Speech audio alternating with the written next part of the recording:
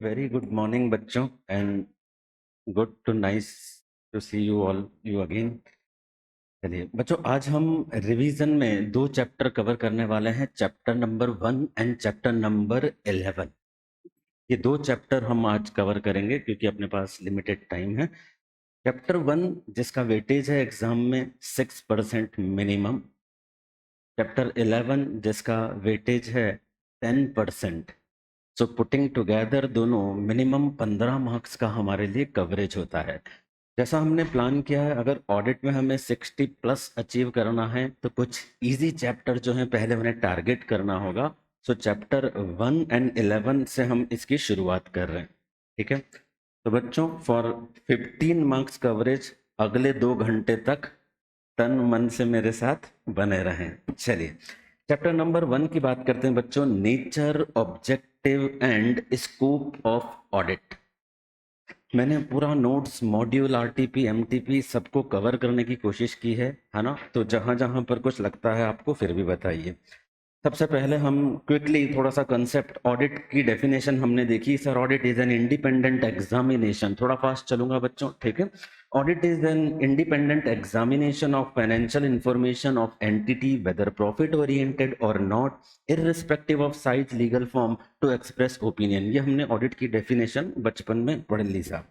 यहाँ पर क्या एक क्वेश्चन है हमारे लिए, sir financial statement should not mislead anyone, for that auditor to ensure certain things।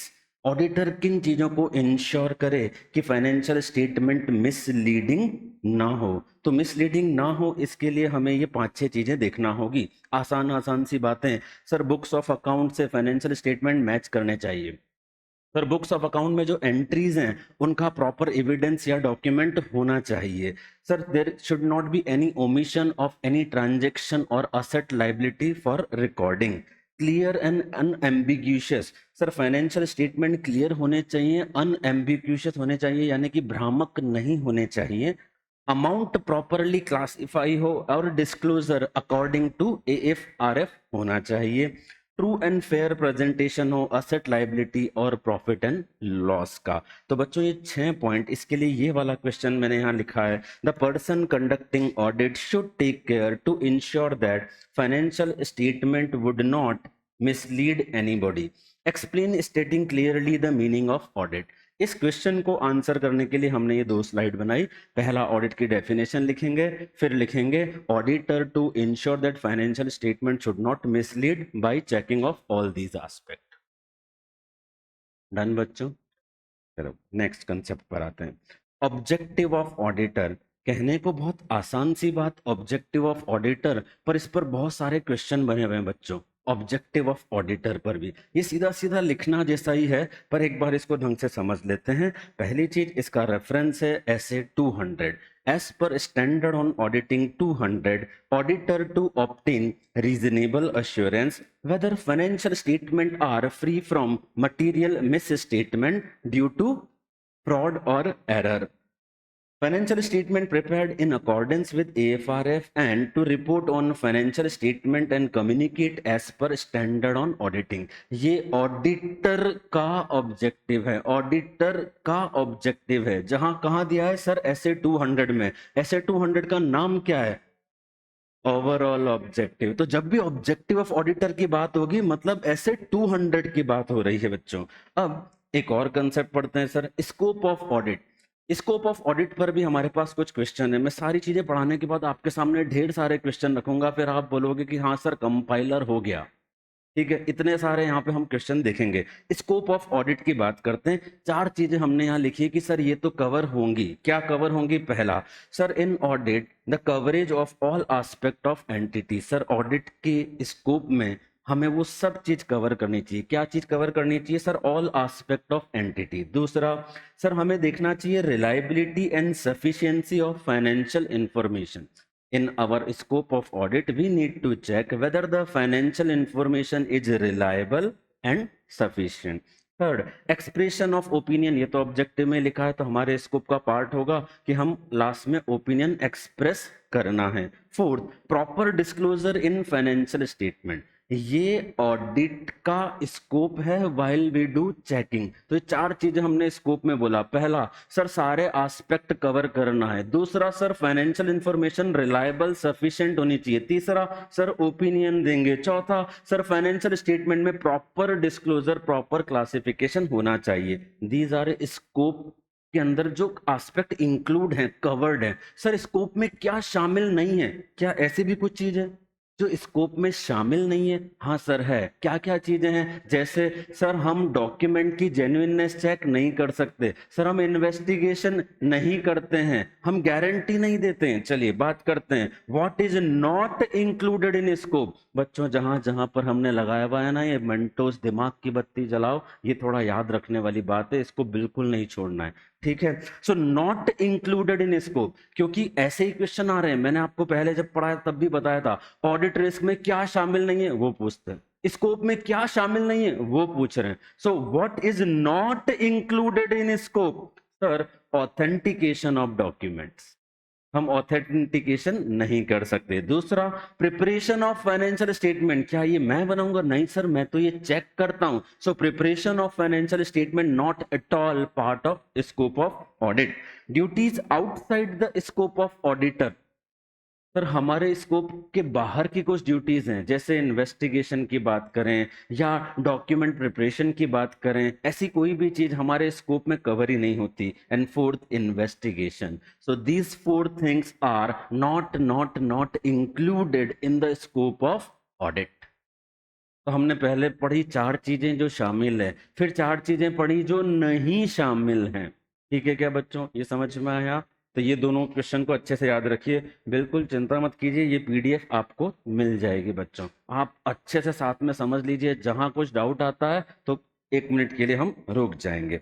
Next concept पर आ रहे हैं, इनहेरेंट लिमिटेशंस ऑफ ऑडिट। चलो साथ में मिले सुर मेरा तुम्हारा। क्या क्या होता है इनहेरेंट लिमिटेशन का meaning? There are certain inbuilt limitations of audit, there are certain inbuilt limitation of audit due to which auditor cannot give absolute assurance, due to which auditor cannot give absolute assurance. Sir inherent limitation के 4 reason. पहला nature of financial reporting, उसके अंदर हमने 2-3 सब point बनाए। क्या sir? Judgement लेता है मैनेजमेंट, सब्जेक्टिविटी होती है डिसीजन में। सर इंटरनल कंट्रोल लगाया तो है पर शायद वो वैसा काम ना करे जैसा स्टेब्लिश किया गया था। So there are 3 point in the nature of financial reporting. बच्चों हमें 3-3 मार्क्स के क्वेश्चन आ रहे हैं, इसलिए हम हर पॉइंट का डिटेलिंग भी पढ़ रहे हैं। हमें अब तक कई बार पूछा जा चुका है inherent limitation, practical and legal aspect. कभी ये भी तो पूछो यार nature of financial reporting, right? कभी ये भी तो पूछो नेचर ऑफ ऑडिट प्रोसीजर। तो ये 2 पॉइंट अलग से इंडिविजुअली हम 3 मार्क्स के लिए तैयार कर रहे हैं, इसलिए इनकी सब पॉइंट भी हमें कवर करना है। तो पहला हमने बोला नेचर ऑफ फाइनेंशियल रिपोर्टिंग के 3 पॉइंट। सर मैनेजमेंट बहुत सारे जजमेंट लेता है, सर सब्जेक्टिविटी होती है, इंटरनल कंट्रोल जैसा स्टेब्लिश किया है शायद वैसा काम ना कर रहा हो। These 3 points are in nature of financial reporting. दूसरा नेचर ऑफ ऑडिट प्रोसीजर। यहां पर बार बार बच्चों ये लाइन पूछी गई है, there are certain practical and legal limitation. Practical क्या? Sir we can not check the 100% of transaction. Sir we are not official investigator. Sir fraud and related party transaction I cannot check, मेरे को completely पता नहीं हो सकते हैं। सो practical limitation में हमने 3 पॉइंट बोले, auditor not test all transaction, auditor can not authenticate document, sir related party transaction fraud is can not be completely check by auditor. ये हमने प्रैक्टिकल लिमिटेशन की बात करी। प्रैक्टिकल। सर लीगल लिमिटेशन क्या? Sir management में not provide all the required information to auditor. हम क्या कर सकते हैं? कुछ नहीं कर सकते sir, we can maximum to maximum report और विड्रॉ। यस, तो हमने बोला मैनेजमेंट में not provide all information, auditor can not force management, can only report this. तो प्रैक्टिकल एंड लीगल लिमिटेशन, ये 2 वर्ड बार बार पूछे जा रहे हैं। प्रैक्टिकल में हमने 2-3 पॉइंट पढ़ लिए, लीगल में हमारे पास 1 पॉइंट है। इन दोनों को अच्छे से तैयार कीजिएगा बच्चों। One of the most frequently asked question from inherent limitations. Next, Audit is not an investigation, we discuss. Fourth, timeliness of financial reporting. बच्चों एक ऐसा सेंटेंस है, आपने अभी एफएम में time value of money concept भी पढ़ लिया होगा. सो ओवर द, अच्छा नहीं पढ़ा है, कोई बात नहीं sir. Over the period the value और रिलीवेंस ऑफ इंफॉर्मेशन डिक्रीजेस. अगर मैं आपको बोलूं बच्चों 2021 की ऑडिट रिपोर्ट आज देता हूं, आप बोलेंगे भाई तेरे पास ही रख, नहीं चाहिए, तो इसकी दे रहा है तो बात कर. So over the period, the relevance and value of information decreases. So it is expected from auditor to give report in a timely manner. तो हमने इस बात को यहाँ कवर किया बच्चों. Relevance decreases over time. Auditor cannot verify all. A balance due to this, a balance to be strike off between reliability of information and cost for obtaining it. बच्चों हम कहीं पर भी ये नहीं बोल रहे हैं कि टाइम के कारण फटाफट से ऑडिट कर देना, शॉर्ट में ऑडिट कर देना, ऑडिट प्रोसीजर कट ऑफ कर देना. नहीं, ऐसी कोई बात नहीं कर रहे हैं हम कि सर टाइम नहीं था तो मैंने एक्सटर्नल कंफर्मेशन ही नहीं ली. ये नहीं बोल रहे हैं. This can not B an excuse for doing audit. Due diligence हमारा कम नहीं हो सकता, लेकिन सर एक इनहेरेंट लिमिटेशंस तो ये है. Next point, future events. Sir future में जो इवेंट्स होने वाले हैं सर, हो सकता है उनका बहुत एडवर्स इफेक्ट हो सकता है उनसे गोइंग कंसर्न ही अफेक्ट हो जाए, पर क्या इसे प्रिडिक्ट कर सकते हैं? नहीं sir, we can not predict that. तो this is again a inherent limitation. तो बच्चों इनहेरेंट लिमिटेशन के अंदर प्रैक्टिकल एंड लीगल कई बार पूछा है, लेकिन बाकी के जो पॉइंट हैं दो वो अच्छे से तैयार कीजिए. एक है नेचर ऑफ फाइनेंशियल रिपोर्टिंग, दूसरा ये टाइमलीनेस या फ्यूचर इवेंट, इनको अच्छे से आप तैयार कीजिएगा. नेक्स्ट, ठीक है, स्पीड चले ना ऐसे ही फटाफट. चलिए ऑडिट रिस्क की बात करते हैं बच्चों. ऑडिट रिस्क, अभी हम चैप्टर 1 के सारे टॉपिक पढ़ रहे हैं. Whatever given in chapter 1 entirely we are covering. Audit risk, sir, what do you mean by audit risk? Sir, audit risk means that auditor gives an inappropriate opinion when financial statement are materially misstated. बहुत बढ़िया. फिर sir हमने लिखा it is a function of risk of material misstatement and detection risk. बच्चों audit risk की definition किसी और चीज के साथ पूछ लेते हैं. तो ऑडिट रिस्क की डेफिनेशन क्लियर हो गई हमको. अब आगे बढ़ते हैं, बोलते हैं सर इसके एग्जाम्पल दीजिए.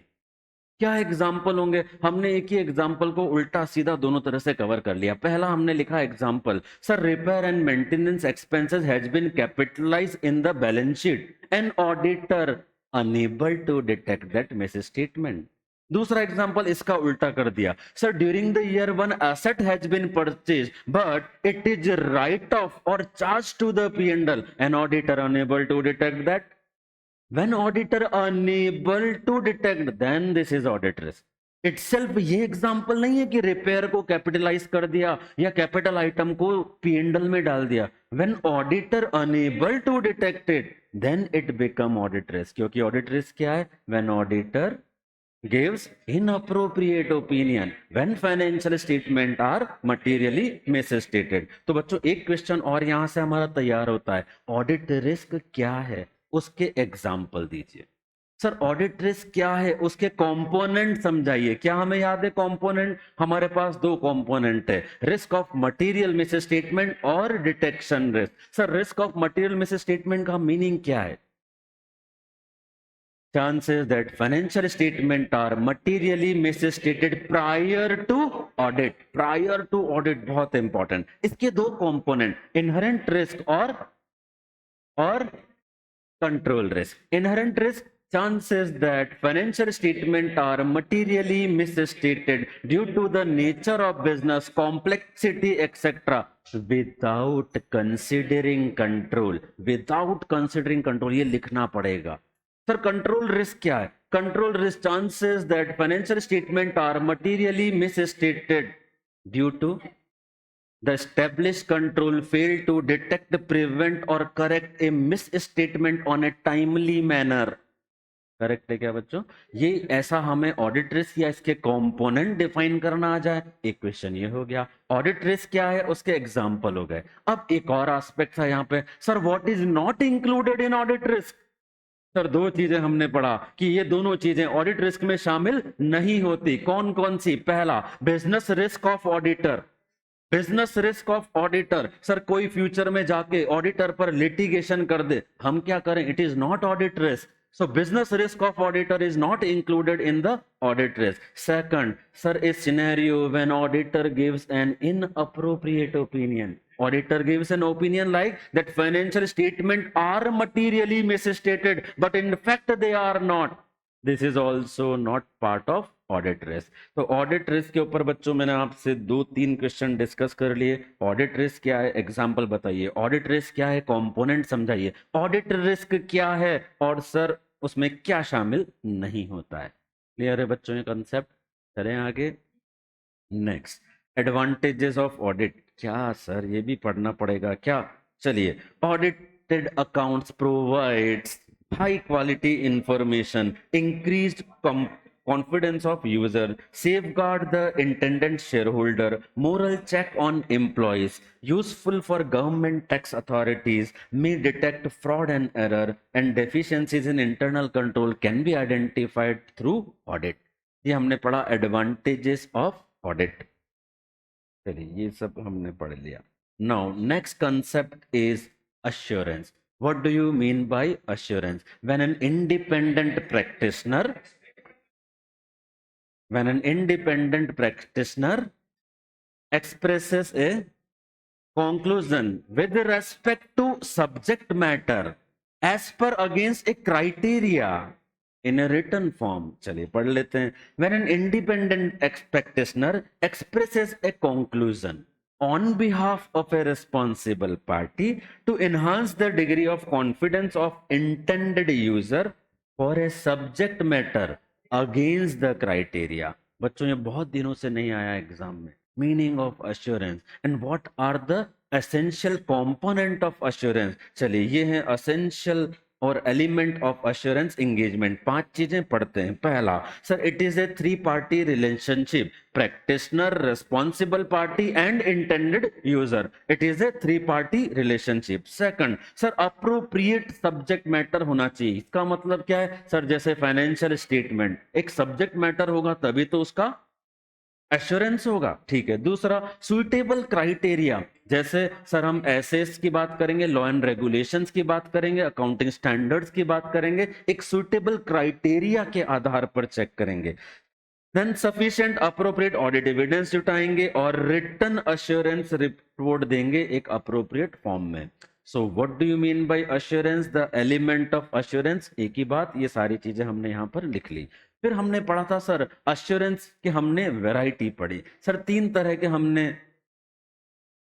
वो पढ़े थे अपने एंगेजमेंट, राइट. उनके बेस पर हमने अश्योरेंस भी समझा था. चलो अश्योरेंस 2 तरह का. पहले कौन कौन सा? सर पहला है रीजनेबल जो ऑडिट में होता है. दूसरा सर लिमिटेड वो कहां होता है सर? वो रिव्यू में होता है. एब्सोल्यूट वो तो होता नहीं सर हमारे पास. ठीक है. तो 2 तरह के अश्योरेंस, इनमें डिफरेंस का एक पॉइंट हम समझ लेते हैं. Reasonable assurance versus limited assurance. Reasonable sir एक हाई डिग्री ऑफ अश्योरेंस होता है. लिमिटेड सर एक मॉडरेट या लोअर लेवल ऑफ अश्योरेंस होता है. सर इसमें रीजनेबल अश्योरेंस में एक्सटेंसिव प्रोसीजर लगाए जाते हैं और सफिशिएंट अप्रोप्रिएट ऑडिट एविडेंस जुटाए जाते हैं. जबकि सर लिमिटेड अश्योरेंस में फ्यूअर प्रोसीजर या कम प्रोसीजर लगाए जाते हैं. सर रीजनेबल अश्योरेंस में एक रीजनेबल कंक्लूजन होता है, लिमिटेड अश्योरेंस में लिमिटेड कंक्लूजन होता है. सर दोनों के एग्जाम्पल, एक का एग्जाम्पल है ऑडिट, दूसरे का है रिव्यू. तो बच्चों हमने समझा रीजनेबल और लिमिटेड अश्योरेंस क्या होता है और उन दोनों के डिफरेंस भी समझ लिए. चलें आगे. अब एंगेजमेंट स्टैंडर्ड. सर 4 तरह के. पहले क्वेश्चन आपको बोलते हैं there are certain engagement standard, या what do you mean by engagement standard? So sir an independent practitioner whenever perform an engagement he has to comply the respective engagement standard. They are of 4 type. पहला, standard on auditing to be complied while performing audit of historical financial statement. दूसरा, standard on review engagement to be complied by practitioner while doing engagement of review. तीसरा, standard on other assurance engagement to be complied by practitioner while performing engagement other than historical financial statement. Fourth, standard on related services. There is no level of assurance to be complied by practitioner while performing agreed upon procedures.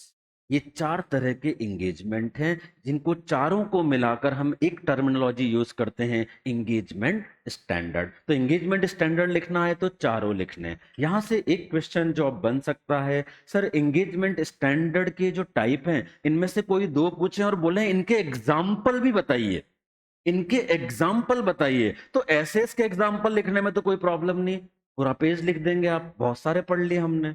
दूसरी चीजों की बात करते हैं, बाकी तीनों के example. तो बच्चों ये तीनों के दो दो एग्जाम्पल, क्योंकि तीनों में अब तक दो दो ही एग्जाम्पल हैं, अब तक दो दो ही इशू हुए हैं, पढ़ लेते हैं एक बार। Sir standard on review engagement का example, sir SRE 2400 engagement to review historical financial statement. दूसरा SRE 2410 review of interim financial information, review of interim financial information performed by the independent auditor. बच्चों कैसे याद रखें इसको, हमने बात की सर SRE मतलब रिव्यू। सर रिव्यू या तो पूरे साल का हो जाएगा या इंटरिम होगा, पूरे साल का हो जाएगा या इंटरिम होगा। तो दो हमारे ऐसे बन गए, पहले पूरे साल वाला कवर किया, ऐसे 2400 review of historical financial information या स्टेटमेंट, ये हो गया पहला पूरे साल वाला। दूसरा सर वो क्वार्टरली वाला भी तो होता है, इंटरिम। अच्छा तो दूसरा 2410 SRE sir review of interim financial information. ये दो हमने एग्जाम्पल याद रख लिए, पहला पूरे साल का रिव्यू, दूसरा इंटरिम वाले का रिव्यू। ठीक है, नेक्स्ट पर आते हैं, example of standard on assurance engagement. यहां पर भी पहला है 3400। इसका एग्जाम्पल सर ये कहां पर यूज होता है, अदर अश्योरेंस, जैसे प्रोस्पेक्टस के अंदर अगले 5 साल की इंफॉर्मेशन जाती, बैंक्स को ऑडिट, बैंक्स को चार्टर्ड अकाउंटेंट कई बार प्रोस्पेक्टिव या प्रोजेक्टेड फाइनेंशियल स्टेटमेंट बनाकर देते हैं। कई बार बैंक बोलता है हमें इस पर आपका अश्योरेंस चाहिए। तो दो केस हम यहां पर पढ़ रहे हैं, दो एग्जाम्पल, दो SAE है हमारे पास। Examination of prospective financial information, prospective आगे की।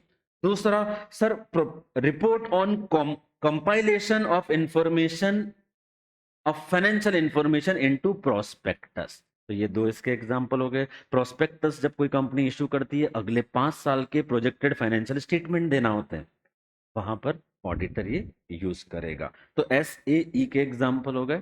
यहां पर नंबर कैसा है सर, 3400 और 3420। 3420 420 इतना अट्रैक्टिव नंबर था कि उन्होंने मिस नहीं किया, याद रख लिया, 3420। चलो sir SRS standard on related services, related services, यहां पर भी दो example. Sir engagement to perform agreed upon procedure regarding financial information. Sir कोई भी एक टास्क हमको कंपनी ने दे दिया रिगार्डिंग फाइनेंशियल इंफॉर्मेशन कि आप ये कीजिए। दूसरा हमें उन्होंने बोला सर हमको फाइनेंशियल स्टेटमेंट बनाना नहीं आता, आप बना देंगे क्या? तो दूसरा SRE कंपाइलेशन एंगेजमेंट, आपको कुछ कंपाइल करने का कहा गया। तो बच्चों ये एग्जाम्पल इंडिविजुअली तीनों के याद रखिए। कोई एक 3 मार्क्स में आपको पूछेंगे क्या होता है और उसके एग्जाम्पल, या फिर 4 मार्क्स में 2 पूछेंगे और दोनों के एग्जाम्पल भी लिखना होंगे। तो ये एग्जाम्पल अच्छे से याद रखना है। चलो अब एक ऑफ बीट बात, sir why we need engagement standard, why we need engagement standard. चलिए 3-4 पॉइंट। अरे engagement standard is not only about audit, right? तो हम बोलेंगे सर इट इनहांस और improve the quality of engagement performance. दूसरा it promote uniformity, sir पूरे भारत में एक जैसा ऑडिट होगा, पूरे ग्लोबल में एक जैसा ऑडिट होगा, एक जैसा रिव्यू होगा। ठीक है। तीसरा equip professional accountant with professional knowledge, sir जो प्रोफेशनल अकाउंटेंट हैं उनको ये प्रोफेशनल नॉलेज प्रोवाइड करता है to execute engagement. Fourth it ensure audit quality. तो 2 पॉइंट तो क्वालिटी के हो गए। सर क्वालिटी बढ़ाता है, क्वालिटी इंश्योर करता है, क्वालिटी बढ़ाता है, क्वालिटी इंश्योर करता है। दूसरा सर यूनिफॉर्मिटी को ये प्रमोट करता है और प्रोफेशनल अकाउंटेंट को नॉलेज प्रदान करता है। So these are the reason why we need engagement standard. तो एक पूरा टॉपिक एंगेजमेंट स्टैंडर्ड का हमने कवर किया। अब एक यूनिक क्वेश्चन आपको मैं यहाँ डिस्कस करने वाला हूँ, जो अगर किसी को टफ पेपर बनाना हुआ तो मेरे अकॉर्डिंग है ये वेरी वेरी इंपॉर्टेंट। इस क्वेश्चन को बहुत अच्छे से समझ लीजिए, तैयार कीजिए, आपको नोट्स मिल जाएंगे, फिर भी चाहे तो लिख लीजिएगा। Assurance relating to prospective financial information. What do you mean by prospective financial information? Sir financial information और other than historical financial statement is prospective financial information. अभी हमने एग्जांपल देखे, अगले 5 साल के फाइनेंशियल स्टेटमेंट बनाए, प्रोस्पेक्टस में अगले 5 साल के फाइनेंशियल इंफॉर्मेशन दी, they all are prospective. Sir इस पर हमें अश्योरेंस देना है, दे सकते हैं? यस सर दे सकते हैं। SAE इसीलिए बना है, अभी हमने बात की SAE इसीलिए बना है। क्या नंबर था उसका?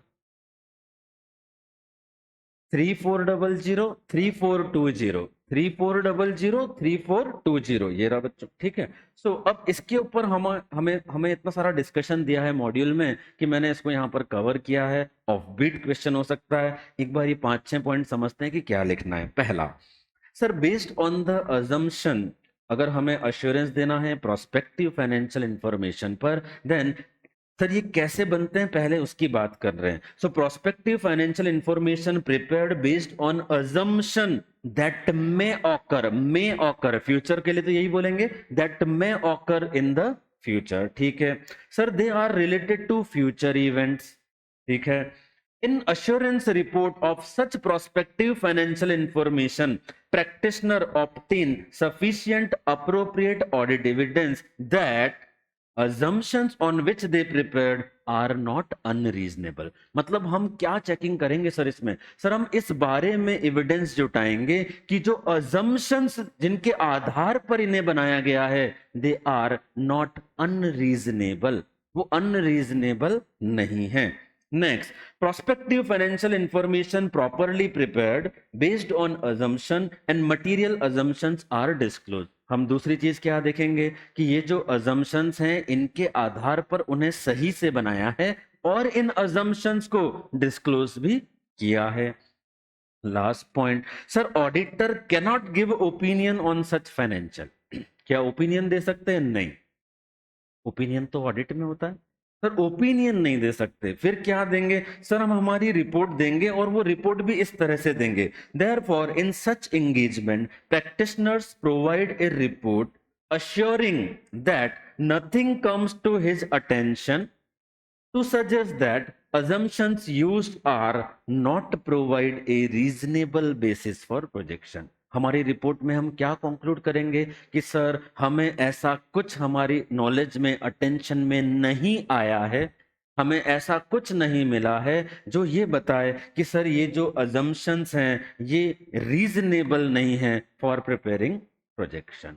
तो बच्चों ये एक ऑफ बिट क्वेश्चन हो सकता है, आपको केस बनाकर दे दिया जाए कि आपको अब एक कंपनी अपने प्रोस्पेक्टिव फाइनेंशियल स्टेटमेंट पर आपसे अश्योरेंस चाहती है, what are the parameters you see, या how this assurance can be given. तो आपको पहले जिक्र करना होगा कि sir this can be done with the SAE।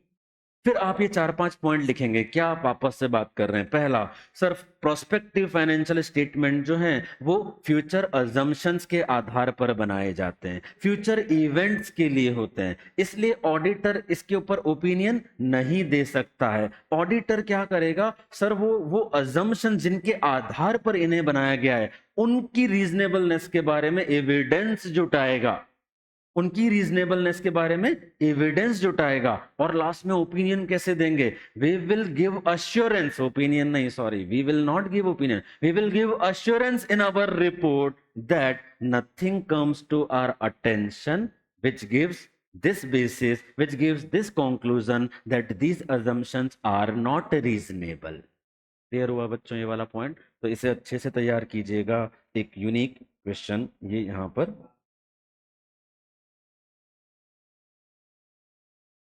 अब बच्चों ये चैप्टर 1 मेरे अकॉर्डिंग कंप्लीट हो गया। आपके पास अगर मॉड्यूल है क्विकली गो थ्रू कीजिए। मेरे अकॉर्डिंग कोई भी टॉपिक हमने यहाँ पर नहीं छोड़ा है।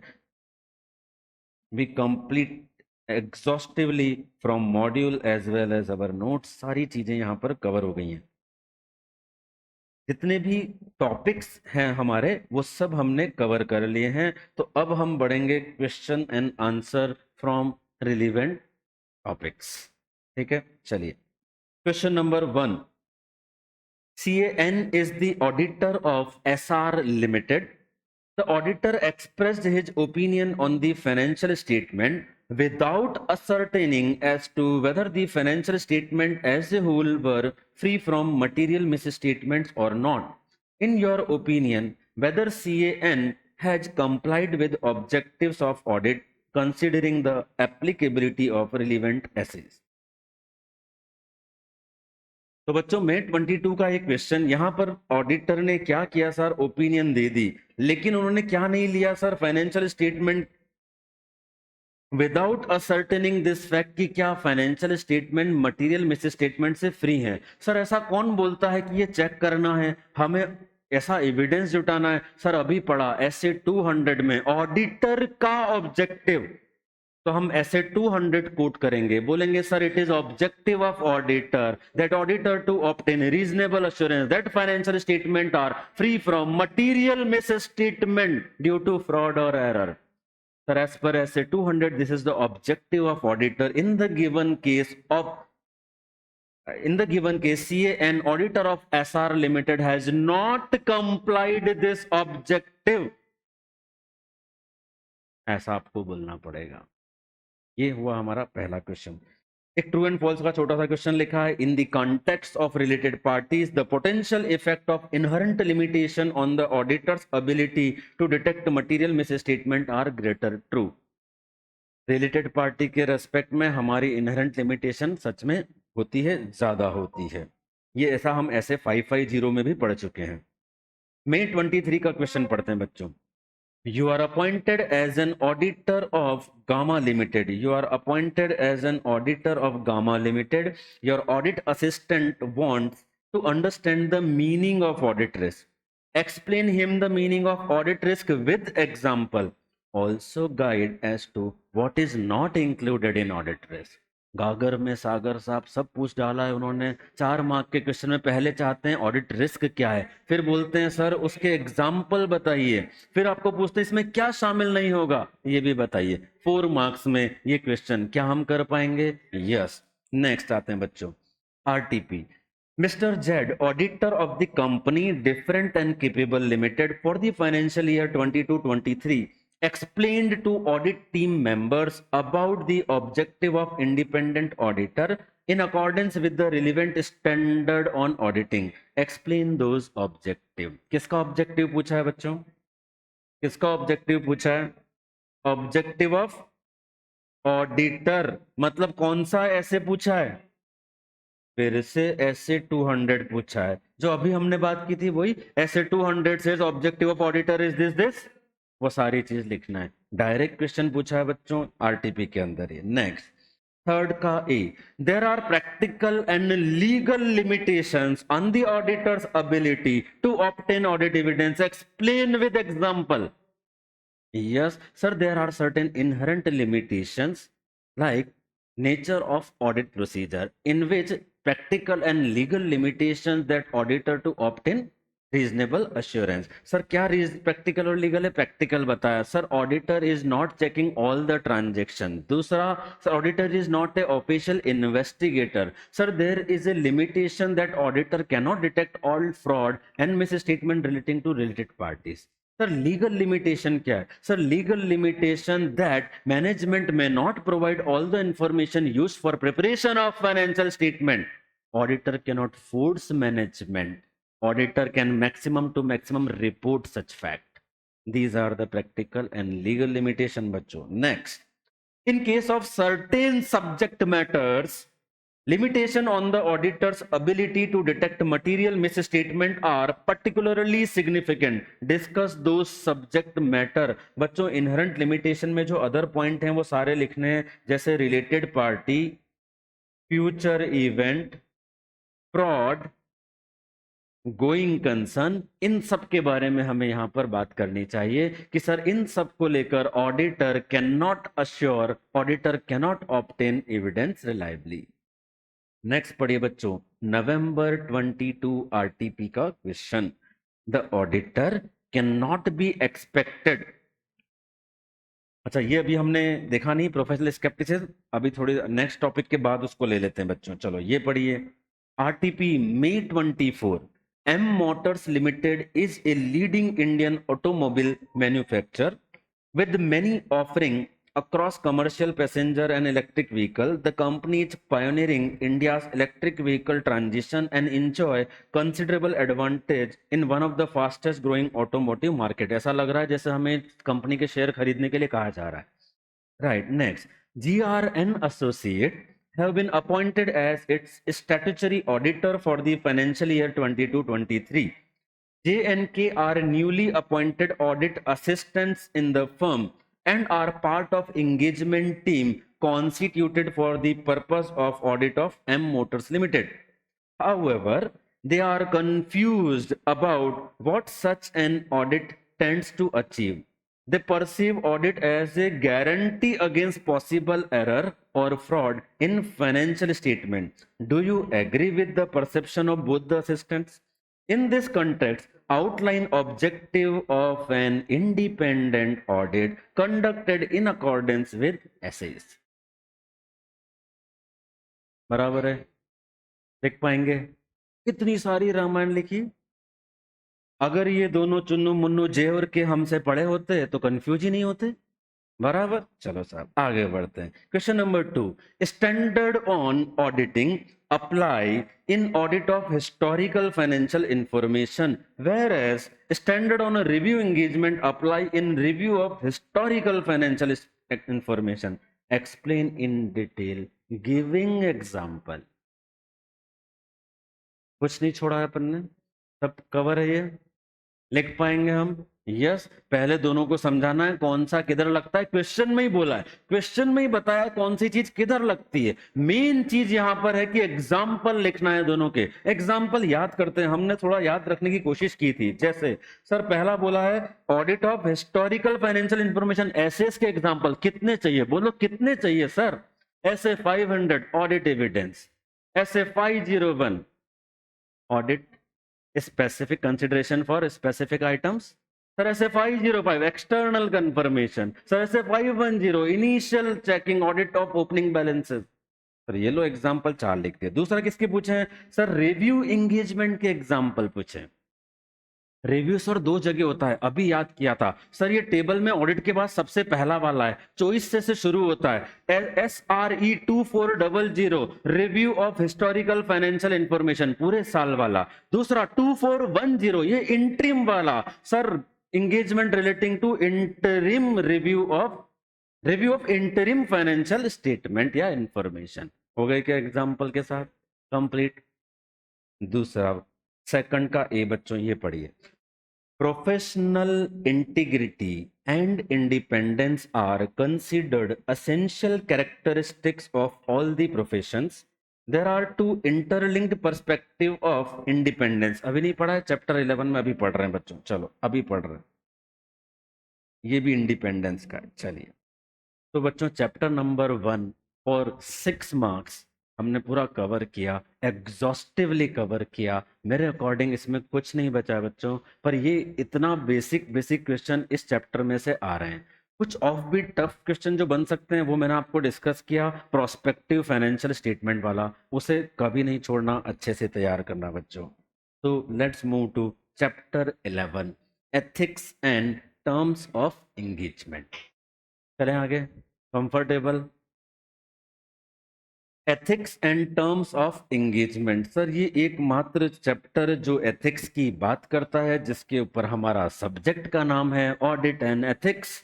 ठीक है, तो एथिक्स के ऊपर इस बार क्वेश्चन आएगा पक्का, एथिक्स पर क्वेश्चन आएगा पक्का है। चलिए देखते हैं सर, इस चैप्टर में 3 चीजें हम कवर करने वाले हैं, ऐसे 210, ऐसे 220 और SQC 1। इसके अलावा कुछ जनरल कंसेप्ट जैसे इंडिपेंडेंस, इन सब पे हम बात करेंगे। सबसे पहले what do you mean by ethics.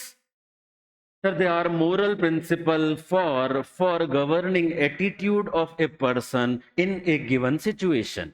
बराबर है sir, these are the moral principle govern personal behaviour in a given situation. ठीक है sir.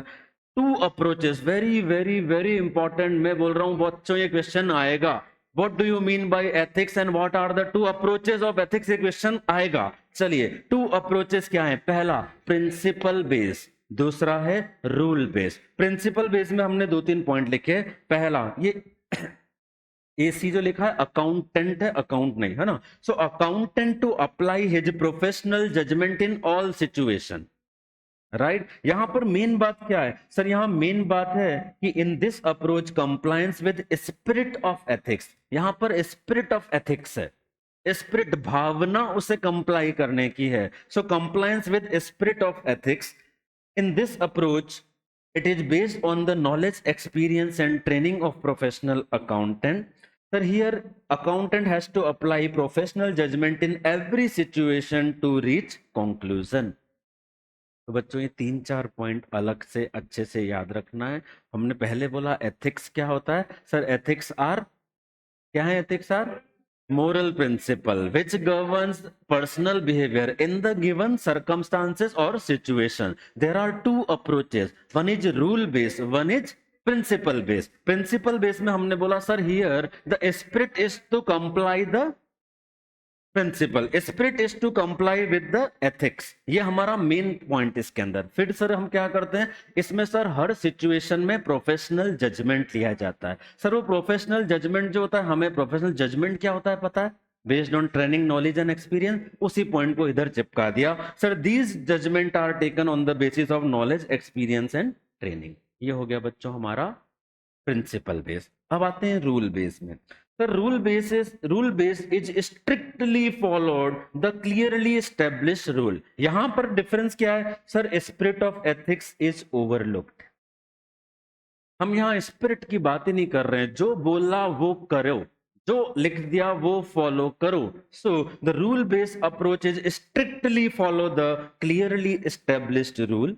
It is a narrow outlook, rigid approach. In this spirit of ethics में B overlooked. तो बच्चों ये exam के लिए super super most important question मतलब आ ही रहा है। चलिए नेक्स्ट आते हैं बच्चों, एथिकल रिक्वायरमेंट या fundamental principle of professional ethics. ठीक है, क्या क्या है हमारे को? 5-6 याद है। अब बात यह है कि सर ये याद होना तो बहुत अच्छी बात है, लेकिन अगर हमको बोले बच्चों इंटीग्रिटी और professional due care and competence को एक्सप्लेन कीजिए 4 मार्क्स में, हियर द क्वेश्चन इज कि हम अंदर लिखेंगे क्या? ये पांचों तो हमें बहुत अच्छे से याद है, integrity, objectivity, professional due care and competence, confidentiality and professional behaviour. हमें इन सब के अंदर जो पॉइंट है वो एक एक 2-2 पॉइंट को अच्छे से रिटेन करना है ताकि हम उसको एक्सप्लेन कर पाए विद अवर जनरल नॉलेज। चलिए पढ़ते हैं इंटीग्रिटी। सर इंटीग्रिटी में 2 मेन बातें हैं। क्या sir? A professional has to be straightforward and honest. Straightforward and honest, ये कहलाता है इंटीग्रिटी। सर फिर ऑब्जेक्टिविटी क्या है? Sir without biasness, conflict of interest, there should not be any conflict of interest. And third, sir, auditor not to compromise all the independence and these aspect. ये है हमारा objectivity वाला part. तो इनके अंदर के जो ये एक एक 2-2 पॉइंट है, ये की पॉइंट है, इन्हें याद रखिए। आपको एमसीक्यू में भी पूछ सकते हैं, इनमें से कोई एक पॉइंट लिख देंगे और बोलेंगे these are the fundamental principle belongs to, और ये चारों में से आपको एक सेलेक्ट करना होगा। आपको लिख दिया straight forward is a fundamental principle of professional ethics of, फिर पांचों लिख दिए, चारों लिख दिए, तो आपको चूज करना होगा इंटीग्रिटी। तो इसलिए अंदर के कंपोनेंट बहुत बहुत अच्छे से याद रखना है सही डॉट पॉइंट के साथ। सो इंटीग्रिटी में स्ट्रेट फॉरवर्ड, ऑनेस्ट। ऑब्जेक्टिविटी में 3 पॉइंट बोले, without biasness, auditor not to compromise independence and these aspect, and conflict of interest to be avoid. Professional due care and competence. Sir auditor बोलते खुद ही को कर बुलंद इतना कि तू ऑडिट कर सके, right? So, sir, auditor to attain and maintain professional skill required for the purpose of engagement. Confidentiality, auditor not to disclose the client information in all the cases to third party except two cases, when client permits and when to provide information is required as per law and regulation.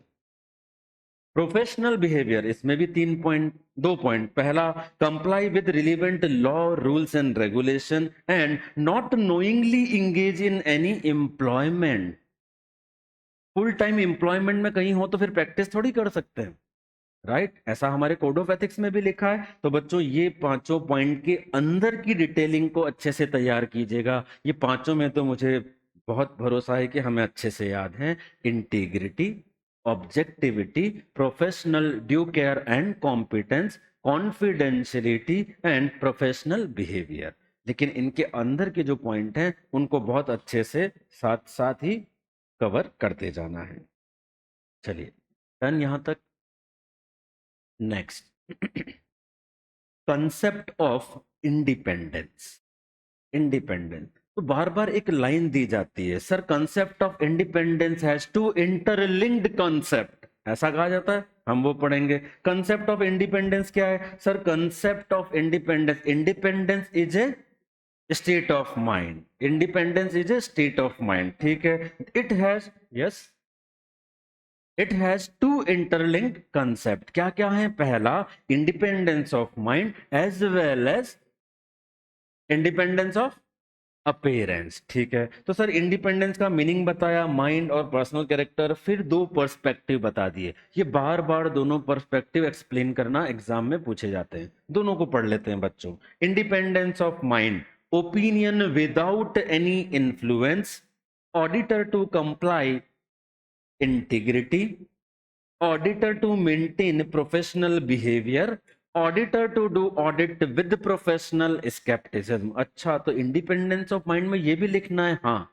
अगर अलग से हमें explain करना आ जाए 3 marks में, explain independence of mind, 4 point लिखना है। पहले इंडिपेंडेंस समझाएंगे। Independence is a state of mind as well as personal character. Independence of mind means, sir, it is a state of mind in which includes opinion without any influence, to comply, integrity, to conduct audit with professional behavior, to maintain behavior of professional skepticism। इसे हम कहेंगे independence of mind. विचारों की स्वतंत्रता के साथ आप audit कीजिए, ठीक है। Independence of appearance, sir independence of appearance मतलब सर अवॉइड कीजिए ऐसे फैक्ट जिनसे एक थर्ड पार्टी ये कंक्लूड कर ले that your integrity and objectivity has been compromise. So avoidance of fact and circumstances due to which a third party can conclude that integrity, professional skepticism, objectivity has been compromised। जैसे आजकल अपने देश में होता है, media को देख के लोग बोलते हैं अरे रे रे रे रे रे मिला हुआ है, मिला हुआ है, मिला हुआ है, राइट? अवॉइडेंस करो ना sir, avoidance of such fact and circumstances, कुछ ऐसा करो कि हमें ऐसा ना लगे, राइट? तो हमने दो बातें की, सर इंडिपेंडेंस क्या है और उसके दो इंटरलिंक्ड कंसेप्ट क्या हैं, दोनों को इंडिविजुअली अलग से लिखना समझ लिया। नाउ थ्रेट्स टू इंडिपेंडेंस, चलो बताओ कौन कौन सी थ्रेट्स होती हैं? Self interest threat, self review threat, advocacy threat, intimidation threat, एक और फैमिलियरिटी थ्रेट। ये 5 तरह की हमारे पास थ्रेट है। इनके एग्जाम्पल बहुत बहुत अच्छे से आपको तैयार करने हैं। एक एग्जाम्पल मैं बोलता हूं, sir the auditor is unreasonably और heavily relying on the fee of a particular client. Sir ये कौन सी थ्रेट का एग्जाम्पल है? Auditor is heavily relying on a fee of a particular client, ये कौन सी थ्रेट का एग्जाम्पल है? It is example of financial self interest. Financial interest है ना ये, तो सेल्फ इंटरेस्ट, सेल्फ रिव्यू नहीं है, सेल्फ रिव्यू बोला था कोई। Self interest, very good. तो बच्चों ये जो जो ऐसे थोड़े यूनिक एग्जाम्पल हैं उन्हें याद रखिए, एमसीक्यू के लिए भी और हमारे लिखने के लिए भी। अगर कोई एक पॉइंट आ जाए विद एग्जाम्पल लिखना हो तो मैंने जो एक दो यूनिक वाले एग्जाम्पल थे वो कैप्चर किए। फाइनेंशियल इंटरेस्ट होना चाहिए सेल्फ इंटरेस्ट में, इसके दो एग्जाम्पल जो अलग हैं वो याद रखिए, undue dependence on a particular client's fee, contingent fee, ये है फाइनेंशियल इंटरेस्ट के example. Advocacy sorry self review when auditor review work done by him और टीम मेंबर, ठीक है। एडवोकेसी व्हेन ऑडिटर परसीव्ड और promote client's opinion. Familiarity threat relationship that auditor become too sympathetic to client. Intimidation auditor deterred from work objectively. बच्चों ये word ऐसे ही आने चाहिए example में, ये अपनी डेफिनेशन में ये पांचों तो याद रहेंगे। इंटिमिडेशन, फिर ऐसा नहीं लिख सकते कि ऑडिटर के ऊपर दबाव प्रभाव डाला जा रहा है, आपको ये लिखना पड़ेगा sir intimidation threat means auditor has deterred from work objectively. ठीक है क्या? चलिए next, safeguard to independence. हमने पहले पढ़ा इंडिपेंडेंस का मीनिंग, दो उसके इंटरलिंक्ड कंसेप्ट, फिर बात की सर उसमें थ्रेट कौन कौन सी होती हैं, अब बात कर रहे हैं उससे रिलेटेड सेफ गार्ड की। सर सेफ गार्ड में तीन चार जनरल पॉइंट। पहला सर ऑडिटर को इंडिपेंडेंट रहना चाहिए, अगर कोई थ्रेट लगती है तो सर उसके लिए प्रॉपर सेफ गार्ड लेने चाहिए, उचित कदम उठाने चाहिए। अगर आपको लगता है वो सेफ गार्ड नहीं ले सकते हैं तो ऐसे असाइनमेंट को एक्सेप्ट नहीं करना चाहिए। पढ़ लेते हैं। पहला, to remain independent. Second, before acceptance of work evaluate threat to independence. पहले एक्सेप्ट करने से पहले ही कोई थ्रेट तो नहीं है, इसे इवैल्यूएट कीजिए। Third, if threat exist eliminate threat put safe guard. अगर आपको लगता है कोई थ्रेट एग्जिस्ट है तो उसके लिए सेफ गार्ड लीजिए, उस थ्रेट को एलिमिनेट करने की कोशिश कीजिए। If unable to put safeguard then you should not accept such engagement. These are the safeguard to independence. बच्चों ये तीनों चीजें एग्जाम में बहुत बार पूछी जा चुकी हैं, इन तीनों को हमें याद रखना होगा। Okay, no problem, done. आगे चलें। अब आते हैं हमारे बहुत अच्छे इंपॉर्टेंट कंसेप्ट पर, प्रोफेशनल स्केप्टिज्म। सबसे पहले इसकी definition, professional scepticism means it is an attitude of auditor to remain alert, having questioning mind and critical evaluation of audit evidence. तो ये हमारी हो गई डेफिनेशन बच्चों। Why necessary? Why necessary? Sir, it reduces risk of these three: overlooking unusual transaction, overgeneralizing while drawing conclusion, and using inappropriate assumptions for nature, timing, and extent of audit procedure. बहुत important है यार ये।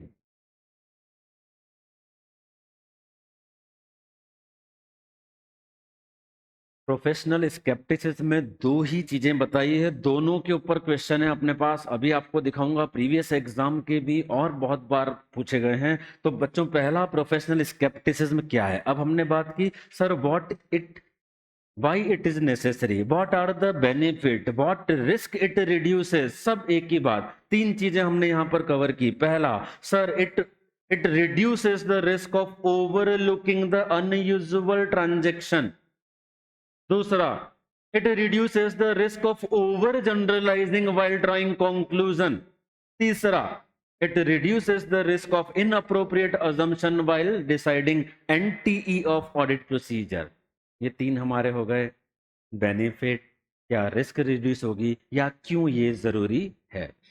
Next, what it includes या example of professional scepticism. बच्चों ये difference समझना बहुत जरूरी है। अगर मैंने बोला व्हाट प्रोफेशनल स्केप्टिसिज्म इंक्लूड्स तो आप ये नहीं लिखोगे ओवरलुकिंग ओवर जनरलाइजिंग।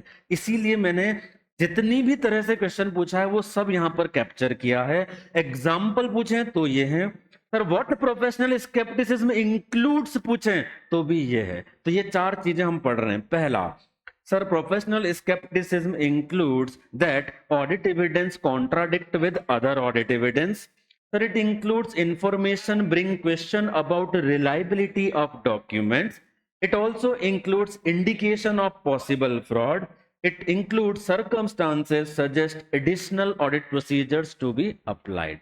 तो बच्चों प्रोफेशनल स्केप्टिसिज्म के एग्जाम्पल पूछें तो भी ये हैं, व्हाट इट इंक्लूड्स पूछें तो भी ये है। तो थोड़ा सा डिफरेंस इसमें अच्छे से याद रखिए, वाई नेसेसरी या व्हाट रिस्क इट रिड्यूसेस, तो 3 पॉइंट। और सर इसके एग्जाम्पल क्या है या इसमें क्या शामिल होता है, तो 4 चीजें शामिल होती है। पहला sir audit evidence that contradict with other audit evidence. Sir information that bring question about the reliability of a document. तीसरा sir indicate possible fraud. And fourth sir circumstances that suggest auditor to apply additional audit procedure. ये हैं हमारे 4 example इसके। तो ये बहुत बहुत अच्छे से तैयार करना है बच्चों। एक क्वेश्चन यहीं पे हाथों हाथ देख लेते हैं। नवंबर 2019, the auditor shall plan and perform an audit with professional skepticism, recognizing that circumstances may exist that cause the financial statement to be materially misstated. Discuss any 4 example of professional skepticism. वो नीचे वाले 4 लिखना है, example पूछा है, ठीक है। और आते हैं प्रोफेशनल स्केप्टिसिज्म के क्वेश्चंस पर बच्चों, जो अभी हम देख रहे थे। पढ़िए सेकंड का ए, ये वाला, ये है हमारा इंडिपेंडेंस वाला। हमने एक स्केप्टिसिज्म का भी देखा था पहले, उसी को मैं कवर करना चाहता हूं बच्चों। ये वाला पढ़िए, RTP November 22।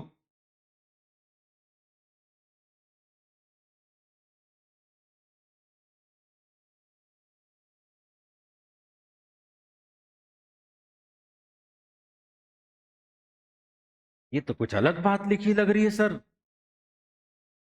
The auditor cannot be expected to disregard past experience of the honesty and integrity of the entity's management and TCWG.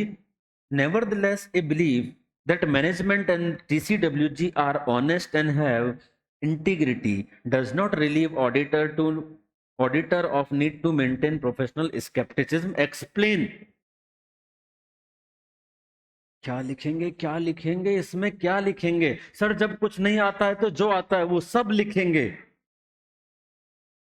Sir professional scepticism की डेफिनेशन लिखिए, इसमें क्या शामिल होता है वो लिखिए। लास्ट में क्वेश्चन से एक फैक्ट को उठाइए कि सर प्रोफेशनल स्केप्टिसिज्म एज पर ऐसे 200 through out the audit maintain करना होता है। सर इस बात से, इस फैक्ट से that management is objective integrity, इस बात से ये पॉजिटिव फैक्टर तो है, पर sir to apply professional scepticism ये इस बात को रिड्यूस नहीं करता। वो तो हमें मेंटेन करना ही है, वो फैक्ट तो हमें अप्लाई करना ही है।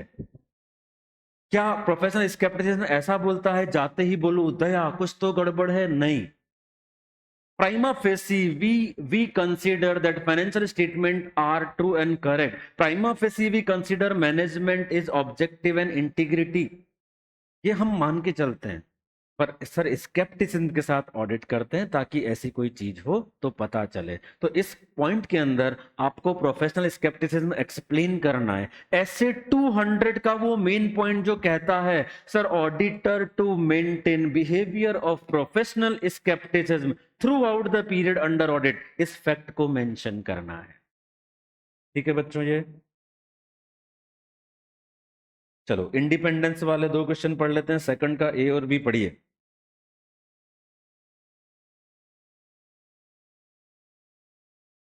Professional integrity and independence are considered essential characteristic of all the professions. There are 2 interlinked perspective of independence of auditor, 1 independence of mind and 2 independence in appearance. Explain.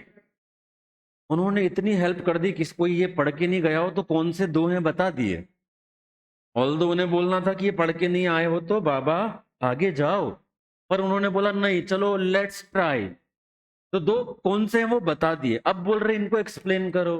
ठीक है, next, the chartered accountant has a responsibility to remain independent by taking into account the context in which they practice, the threats to independence and the safeguard available to eliminate the threat. Explain the guiding principle in the above context. बताओ लिखना क्या है, बताओ लिखना क्या है? Safeguards. अपने notes में स्पेशली मैंने लिख के दिया है गाइडिंग प्रिंसिपल्स के यहां पर सेफगार्ड, सेफगार्ड। तो सर सेफगार्ड जो है they are the guiding principle to comply the independence, to eliminate the threat. वो जो 4 पॉइंट पड़े थे। ऑडिटर को इंडिपेंडेंस के साथ ऑडिट करना चाहिए, अगर कोई थ्रेट इंडिपेंडेंस को लगती है तो एक्सेप्ट नहीं करना चाहिए, उसे रीजनेबल सेफगार्ड लेने चाहिए ताकि इंडिपेंडेंस मेंटेन रहे, थ्रेट्स रिमूव हो जाए। फिर भी अगर थ्रेट्स रिमूव नहीं हो सकती then he should not accept. चलिए ये हो गया कंप्लीट बच्चों, ये वाले जो अभी 4 पढ़े थे बच्चों।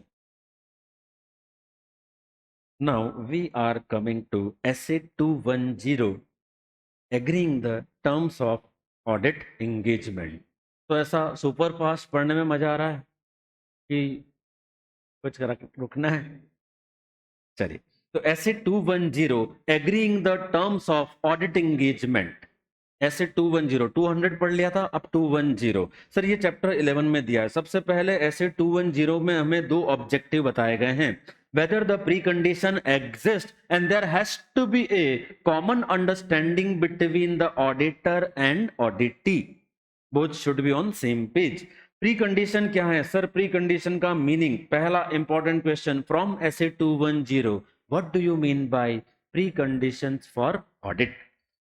AFRF is acceptable। Second, acknowledgement of responsibility by management for these। पहला, for the preparation of financial statement as per AFRF, for the preparation of financial statement as per AFRF, to establish and maintain internal control, to provide auditor with all the information, any additional information if asked by auditor, and unrestricted access of the people within the entity to obtain audit evidence।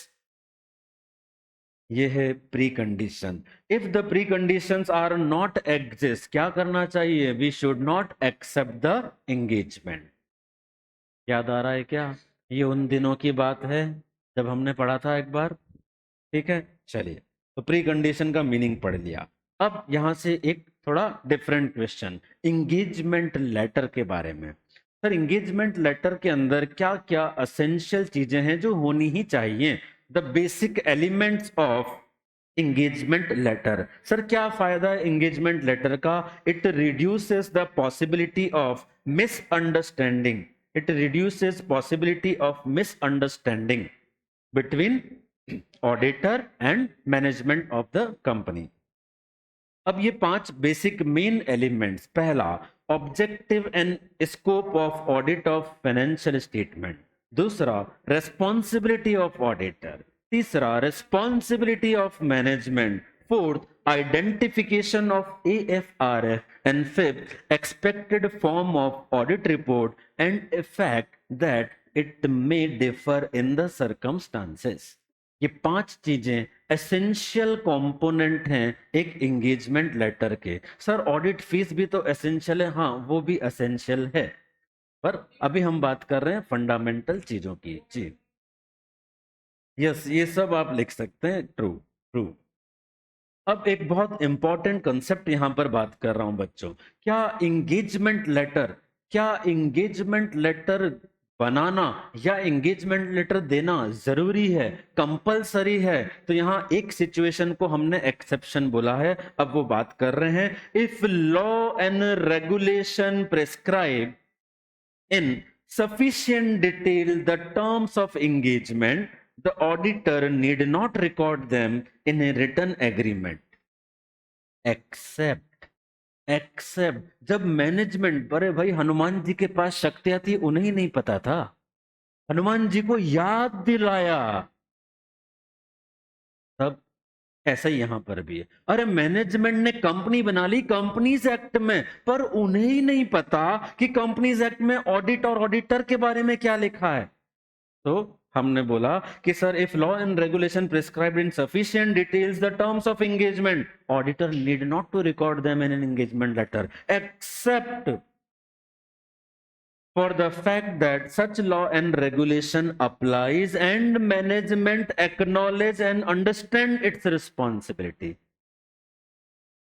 ठीक है, तो बच्चों ये वाला एक जो para है अलग से, इसे अच्छे से याद रखिए। कभी इस पे कोई सिचुएशन या केस बनाकर दिया जा सकता है कि वो कौन सी सिचुएशन है जब ऑडिटर में decide not to give engagement letter, not to give engagement letter. तो हमने बोला sir if law and regulation prescribes the terms of engagement, scope of audit, objective of audit in detail in respective statute, then we need not to give engagement letter except if management acknowledge that they understand the responsibilities given in the statute। ये हमने यहां पर बात लिखती है बच्चों। Done.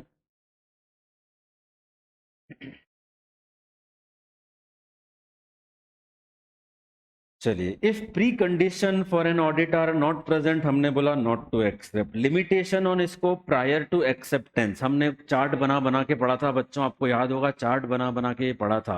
अगर auditor के एक्सेप्ट करने से पहले ही कोई रेस्ट्रिक्शन लगा रहा है तो बोलेंगे बाबा आगे जाओ। Next, request from the entity to change the terms of engagement. बच्चों मार्क कर रहा हूं इसको, वेरी इंपॉर्टेंट, वेरी इंपॉर्टेंट। यहां पर 2-3 क्वेश्चन है बच्चों इस टॉपिक में, जब हम अच्छे से समझ रहे हैं तो कहीं मत जाइए, फिर से यहां आ जाइए। So request from the entity to change the terms of engagement. तो पहला क्वेश्चन तो ये अराइज होता है, what are those circumstances when entity request for change in terms of engagement. What are those circumstances when management of entity request for change in terms of engagement। तो sir हमारे पास 3 चीजें हैं। वो पहला, सर सर्कमस्टांसेस में change हो, वाकई में सर्कमस्टांसेस में चेंज हो। दूसरा, हम कोई रेस्ट्रिक्शन इंपोज करना चाहते हैं। तीसरा, सर मिसअंडरस्टैंडिंग है about the scope of audit and objective. अगर ये 3 चीजें हैं या 3 में से कोई है, देन मैनेजमेंट में रिक्वेस्ट। तो हम पहली बात कर रहे हैं reason for entity to request change in terms of engagement, या इस नाम से पूछें circumstances when management proposes a change in terms of engagement. बच्चों ये दोनों वर्ड, जहां जहां मैंने ऐसे 2 वर्ड अलग अलग वर्ड लिखे हैं, मतलब दोनों पर क्वेश्चन पूछा है। तो सर्कमस्टांसेस पूछें या आपको रीजन पूछें, दोनों एक ही बात है। कौन चेंज प्रपोज करेगा? मैनेजमेंट। कब करेगा? सर 3 में से कोई एक सिचुएशन पर। पहला, सर चेंज इन सर्कमस्टांसेस। दूसरा, misunderstanding in scope and objective of audit. Third, sir they want to impose a restriction either due to circumstances और बाय मैनेजमेंट। ठीक है, change in circumstances and misunderstanding considered reasonable. अब ये 3 reason में से 2 को तो हम बोलते हैं रीजनेबल हैं। सर सर्कमस्टांसेस ही चेंज हो गई, फिर तो क्या कर सकते हैं, करना ही पड़ेगा चेंज। दूसरा, सर अंडरस्टैंडिंग का इश्यू था, हमको लगा था आप ये करोगे, अब पता चला आप तो ये नहीं करोगे। So there are two thing which we considered reasonable. ये क्यों पढ़ रहे हैं सर? अभी आगे बात करेंगे ना, कब टर्म्स ऑफ एंगेजमेंट में चेंज एक्सेप्ट करना है, कब नहीं करना है। When it is considered justifiable तो हम एक्सेप्ट करेंगे। तो रीजनेबल रीजन जो माने गए हैं इन 3 में से वो 2। रेस्ट्रिक्शन बाई मैनेजमेंट को हम रीजनेबल नहीं मानेंगे। चलिए आगे आते हैं बच्चों। ये पहला क्वेश्चन समझ में आ गया। हमने पहले बोला प्री कंडीशन क्या होती है और कब एक्सेप्ट करना है कब नहीं। दूसरा, when management can propose a change in terms of engagement. अब तीसरा कंसेप्ट बच्चों, agreeing to change in terms of engagement. Agreeing मतलब अब ये क्या बात आ गई? अब बात आ गई है response of auditor when management propose a change. Response of auditor when management propose a change in terms of engagement. अरे कुछ याद आ रहा है या याद नहीं? अब कुछ भूल गया, सब कुछ आ रहा है याद? पक्का कि मैं ही रिवाइज कर रहा हूं? कर रहे हो ना पक्का? चलो, तो what auditor should consider before agreeing to change in terms of engagement. बच्चों दो तीन टॉपिक एक साथ हम बात कर रहे हैं, दो तीन अलग अलग तरह से पूछा जा सकता है। पहला मैंने बोला response of auditor when management proposes a change in terms of engagement. दूसरा हमने बोला agreeing to the change in terms of engagement. तीसरा हमने बोला what auditor should consider before agreeing to the change in terms of engagement. तो ये दोनों तीनों टॉपिक एक ही हैं। अब इसमें क्या है पढ़ते हैं सर।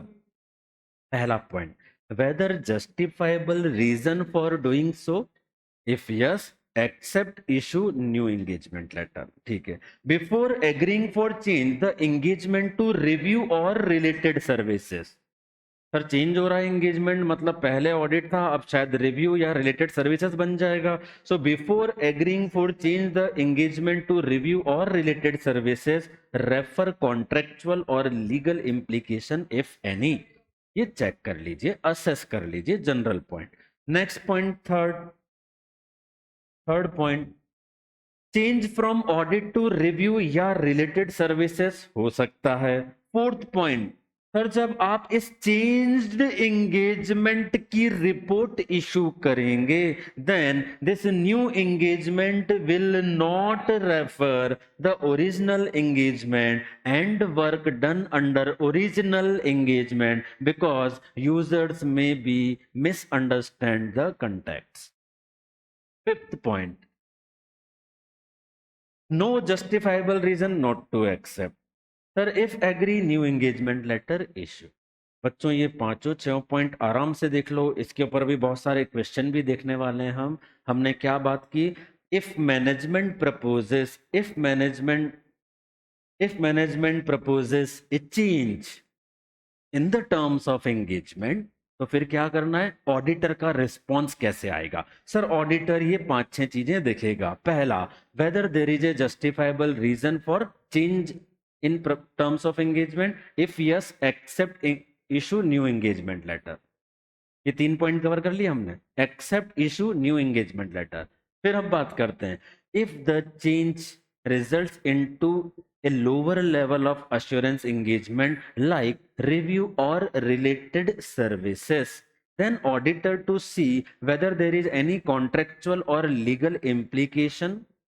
कहीं किसी को बताना तो नहीं है, रिजाइन तो नहीं देना, आरओसी में फॉर्म तो फाइल नहीं करना, ये देख लीजिए। नेक्स्ट फिर हम बोलेंगे sir for changed engagement when practitioner issue A report, such report should not refer the original engagement and work done under original engagement. बोलो मजा आया, कंप्लीट है डन। ये इसी बात को बच्चों वापस नीचे और अभी पढ़ रहे हैं। अब देखो लास्ट लिखा, if auditor is not agreeing for change in terms of engagement and management not allow to continue the engagement, withdraw determining reporting requirement to TCWG और अथॉरिटीज। ऊपर जो पढ़ा उसको मैंने चार्ट के फॉर्म में वापस लिखा, क्विकली देख लीजिए एक बार। जो ऊपर पढ़ा उसी को चार्ट की फॉर्म में वापस लिखा।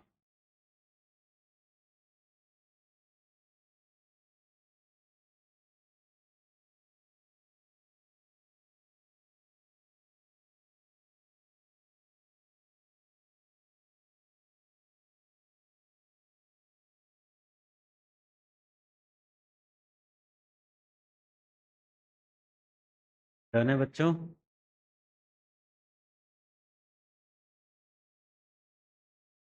चलो आगे। रिवाइज्ड न्यू एंगेजमेंट लेटर कब इशू करना पड़ेगा in case of a recurring audit engagement. ये हमको इस तरह से भी बोलते हैं, sir auditor need not to send engagement letter in subsequent audit but there are certain condition when auditor may do so, when there is a need to remind or revise the engagement terms, when there is a need to remind or revise, then we need to issue again engagement letter। ये कौन कौन सी situation हो सकती है when we need to remind or revise? तो ये चार पांच बातें sir, indication that entity misunderstood, revise or new terms recent changes in senior management, recent changes in regulatory requirement, changes in ownership, changes in AFR, changes in nature size, सब में change। कोई भी change है तो engagement letter में भी change है, simple, बराबर।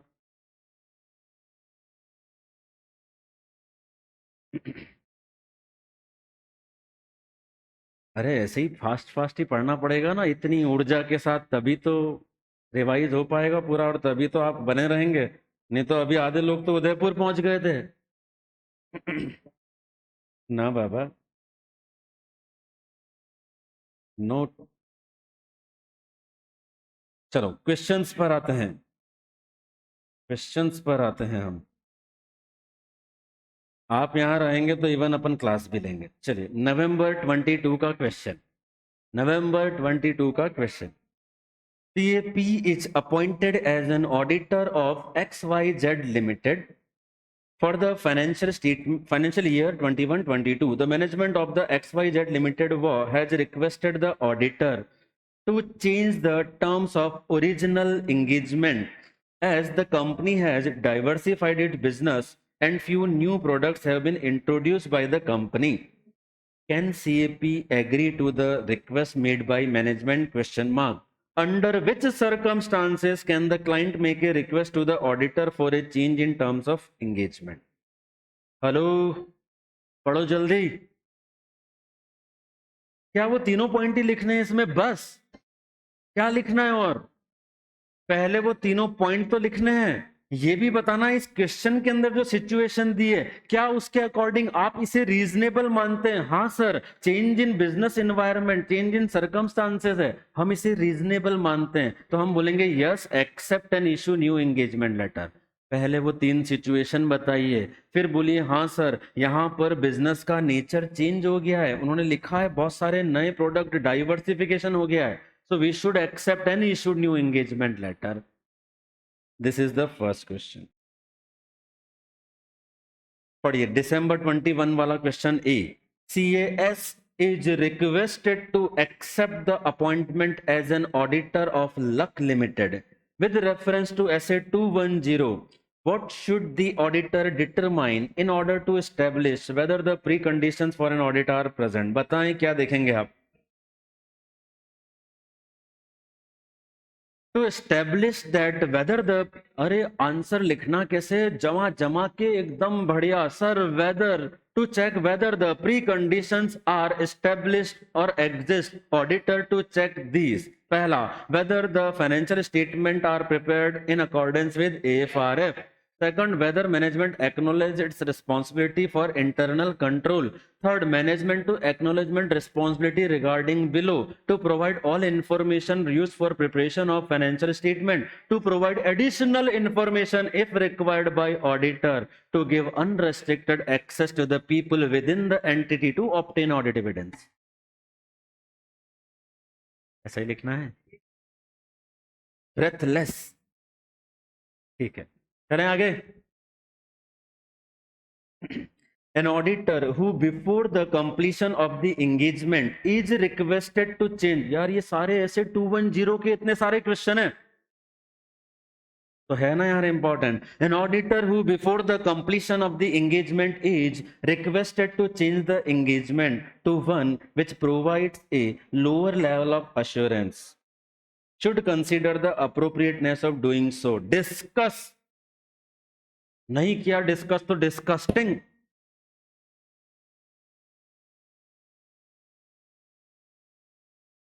अभी जो हमने 4-5 पॉइंट पढ़े कि sir there are certain circumstances, वो बताना है जब हो सकता है।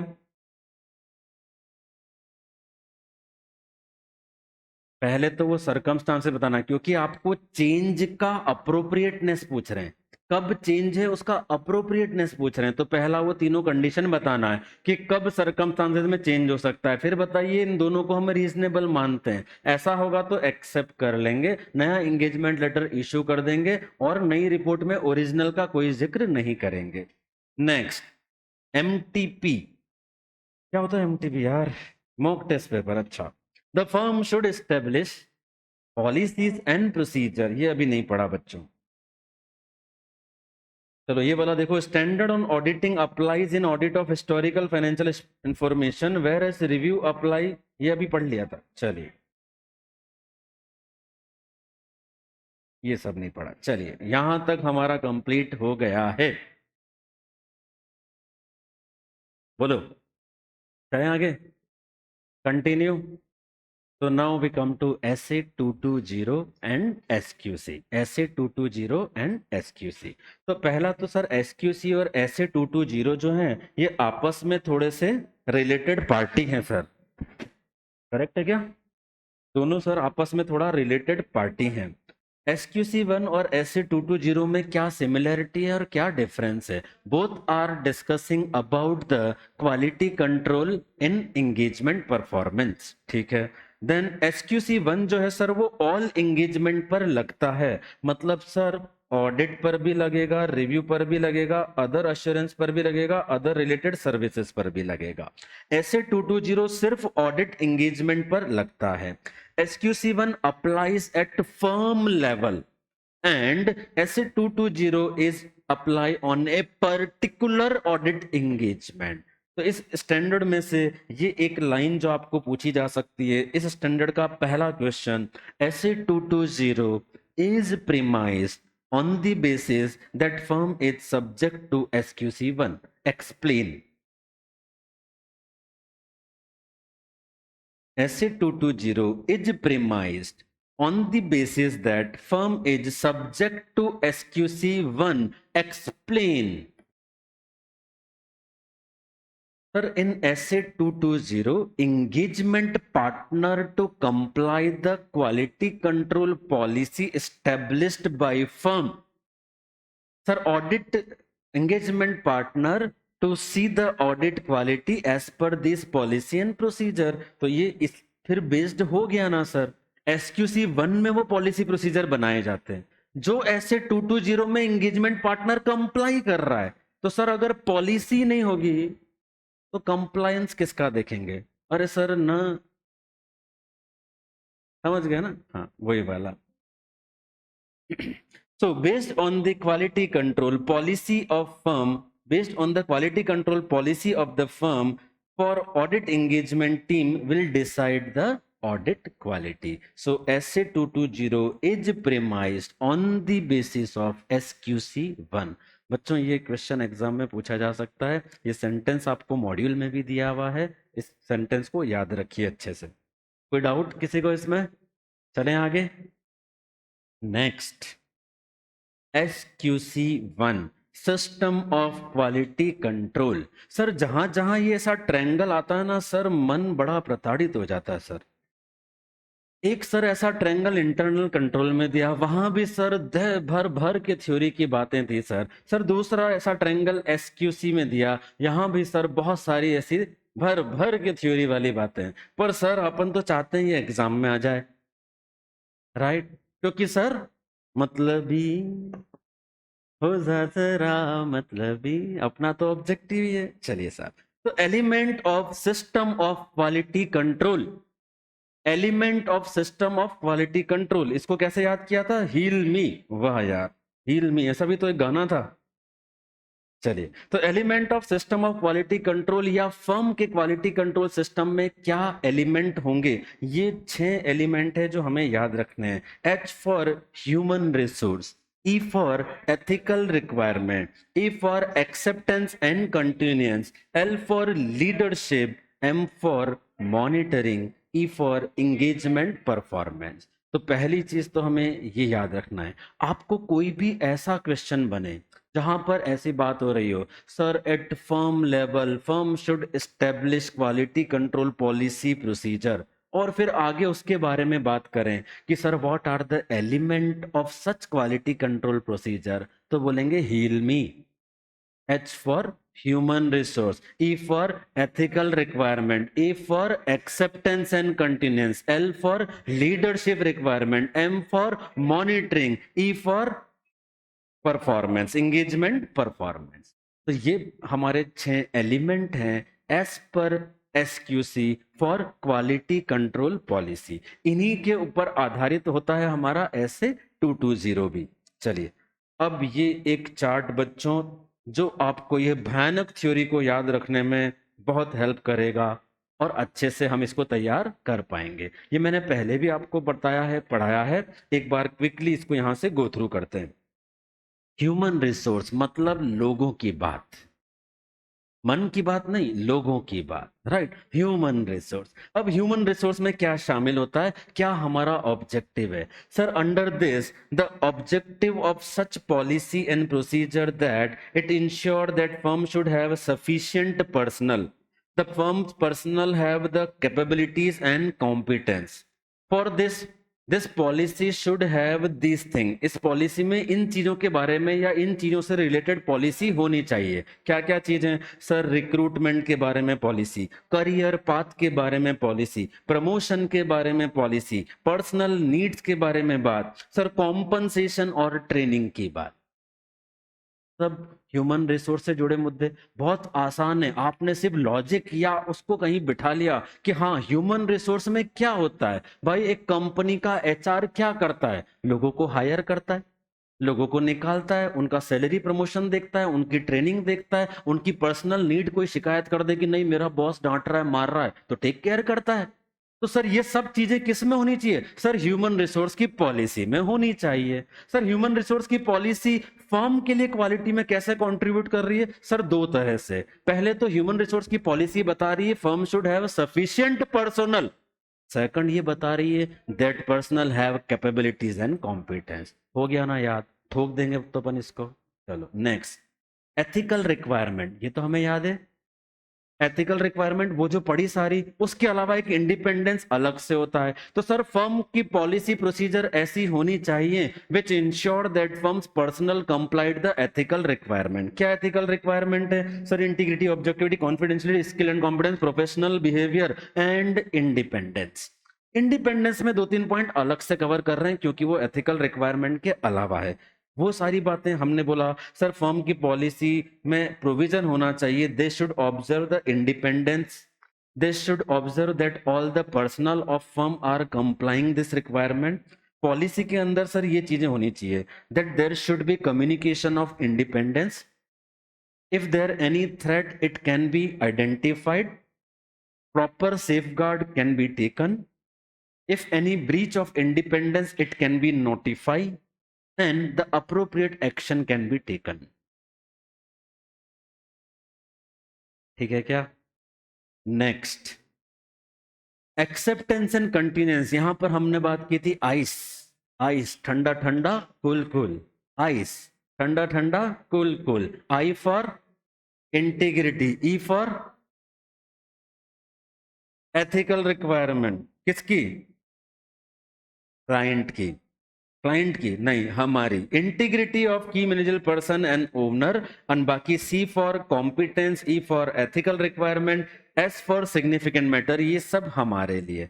तो in case of acceptance and continuance आईज देखना है, I for integrity of key manager person and owner, C for competence of our engagement team, E for ethical requirement satisfied by our engagement team, S for significant matters identified in previous audit by us।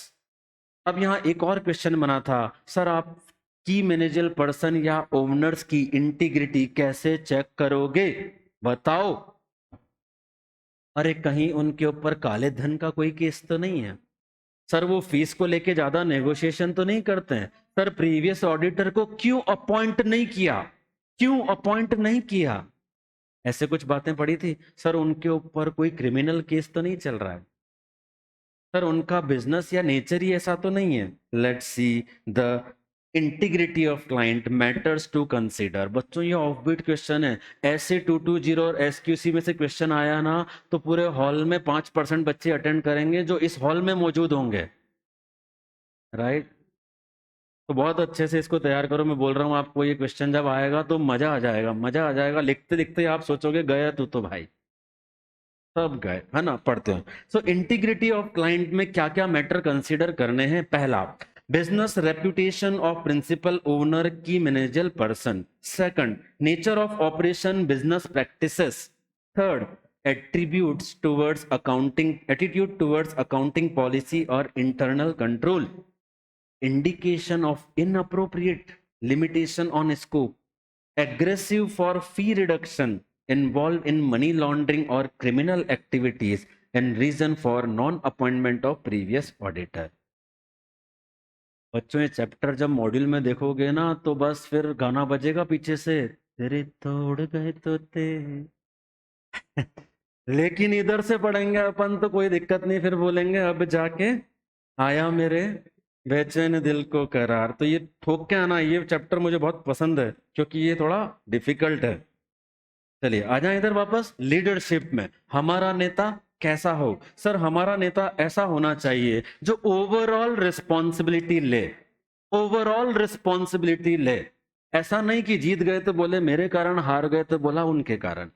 ठीक है। दूसरा, leadership कैसी होनी चाहिए? सब overall responsibility ले और emphasis रखे। किस बात पर इम्फेसिस रखे? Sir quality in audit. किस बात पर इम्फेसिस रखे? Quality in performance of audit.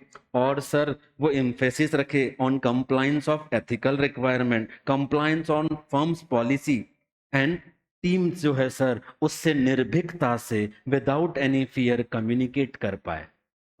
है ना अच्छे लीडर की बातें? क्या क्या वापस से बोलते हैं। सर कैसा होना चाहिए हमारा नेता? Sir our leader should take the overall responsibility for quality control in an audit. Second, अरे अरे अरे, सेकंड सर हमारा नेता कैसा होना चाहिए? इम्फेसिस रखे क्वालिटी कंट्रोल पर। हमारा नेता इम्फेसिस रखे on compliance of firms quality control policy. हमारा नेता इम्फेसिस रखे कंप्लायंस ऑन एथिकल रिक्वायरमेंट। फिर हमने बोला sir team should communicate fearless regarding their concern with the engagement partner या लीडर। ये हमारे अच्छे नेता की काबिलियत होनी चाहिए। Next, monitoring. मॉनिटरिंग में क्या शामिल होगा? सर क्वालिटी कंट्रोल पॉलिसी का एक कंपोनेंट मॉनिटरिंग। मॉनिटरिंग किस लिए होता है? सर मॉनिटरिंग इस बात के लिए होता है, we want to ensure that कि जो क्वालिटी कंट्रोल पॉलिसी प्रोसीजर बनाए गए हैं क्या वो एडिक्वेट हैं, रिलीवेंट हैं, इफेक्टिव हैं।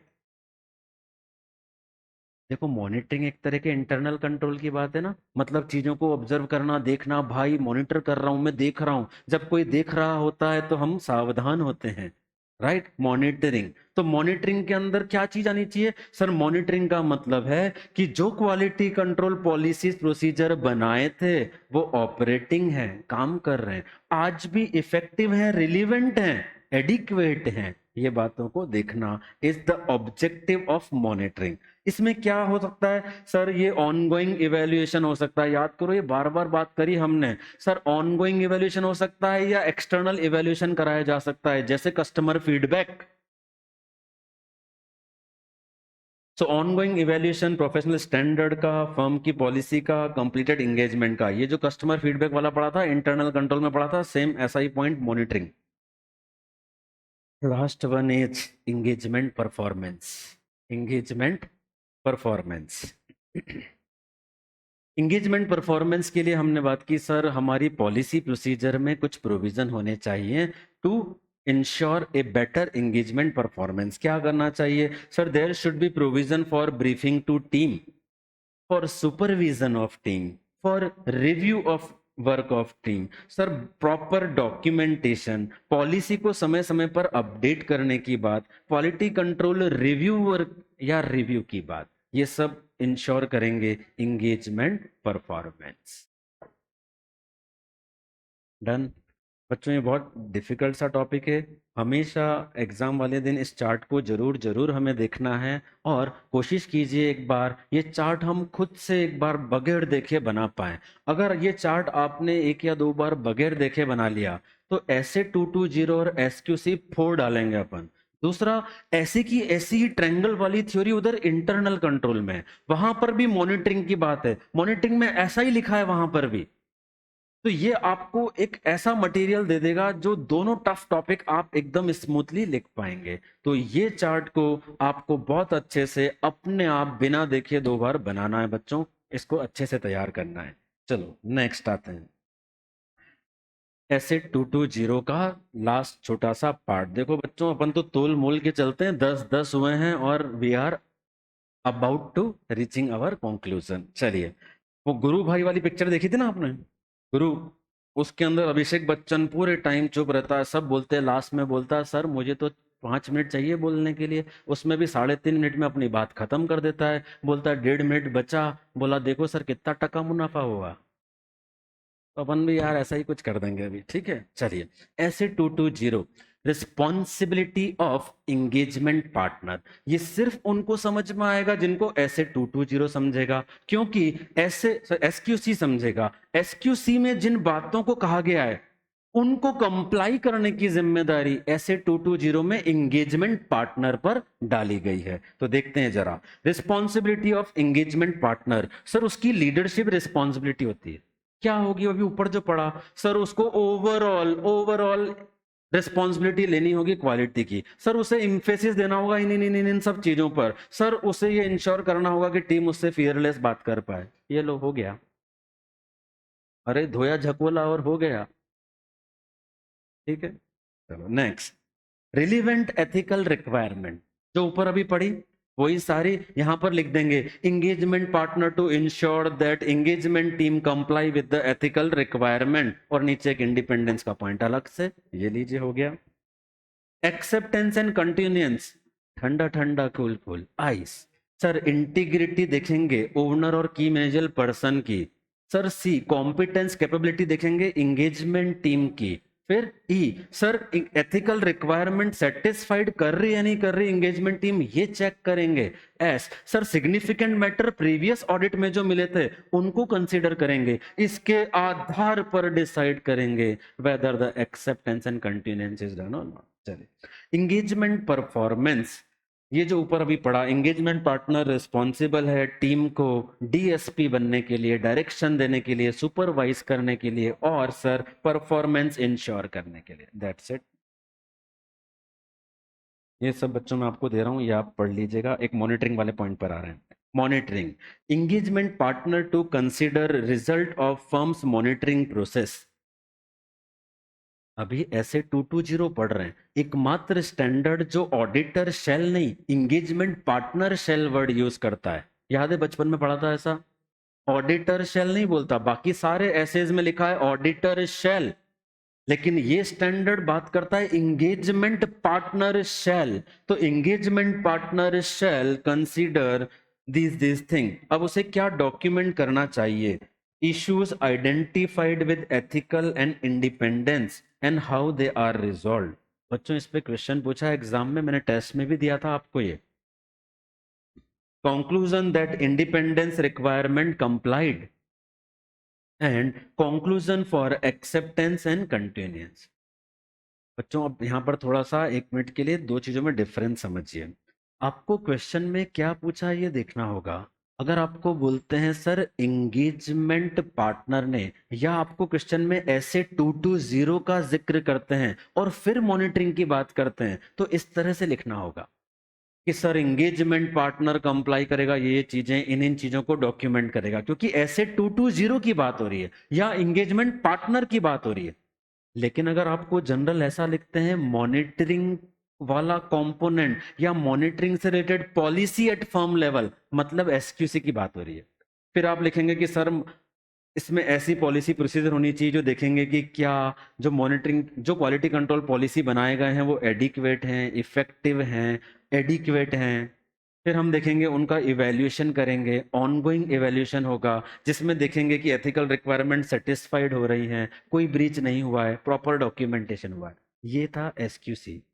अभी अगर हम ऐसे 220 की बात कर रहे हैं तो engagement partner to consider result of firm's monitoring process, जो फर्म ने प्रोसेस बनाई है वो सही से कंप्लाई हुई या नहीं हुई।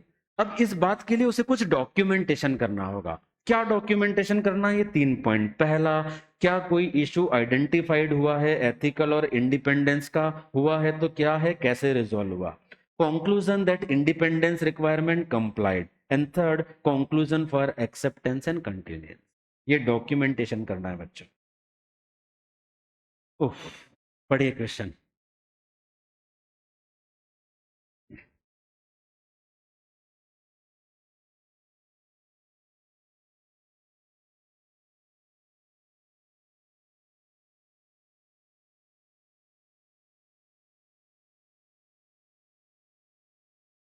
क्या लिखेंगे आप आरटीपी में 23A वाले में? The actions of the engagement partner and appropriate messages to other members of the engagement team in taking responsibility for overall quality on each audit engagement, emphasizes the importance of audit quality. Explain with respect to SA 220. क्या लिखेंगे? Tell me. Overall, the engagement partner is overall responsible for overall quality of the engagement. He should emphasize वो 3-4 बातें. किस पे emphasize करेगा? On compliance of quality control policy of firm, compliance of ethical requirement, emphasize that audit to be performed with quality. ये सबको वो emphasize करेगा. यही बात पूछिए, इसीलिए मैंने आपको बोला क्वेश्चन में ध्यान से देखिए. ऐसे 220 और एंगेजमेंट पार्टनर की बात हो रही है तो वहां से जिक्र लीजिए, और सिर्फ एसक्यूसी की बात आ रही है तो इस तरह से लिखिए कि फर्म को ऐसी पॉलिसी बनानी चाहिए जिसमें ये सब हो. ठीक है बच्चों. Next. May 2015. Mention any 4 information which assess the auditor in accepting and continuing of relationship with client as per SA 220. Ice बोला उसने 4 चीजें बताओ. ये लो आइस, 4 चीजें आइस लिख दीजिए चारों. बराबर है. May 24 आरटीपी का क्वेश्चन एक बार रीड करते हैं. ये पता नहीं May 24 में इतना सारा क्यों लिखा है. CAX has been offered audit of financial statement of TDK Industries, a partnership firm. Prior to accepting proposed offer, he insists upon obtaining an agreement of management regarding acknowledgement of its responsibility of having a proper process in place to ensure that financial statement prepared are free from material misstatement. ठीक है. However, management is of the view that it is auditor's duty to detect material misstatement in financial statement, and such an insistence by auditor is totally uncalled. Whose view is proper? Question mark. Also discuss reason for arriving at your conclusion. What should be likely proper course of action for CAX in above situation? बताएं.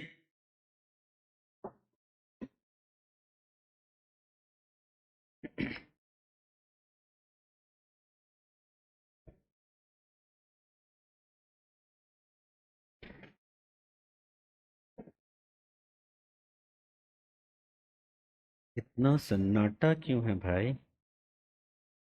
बताओ.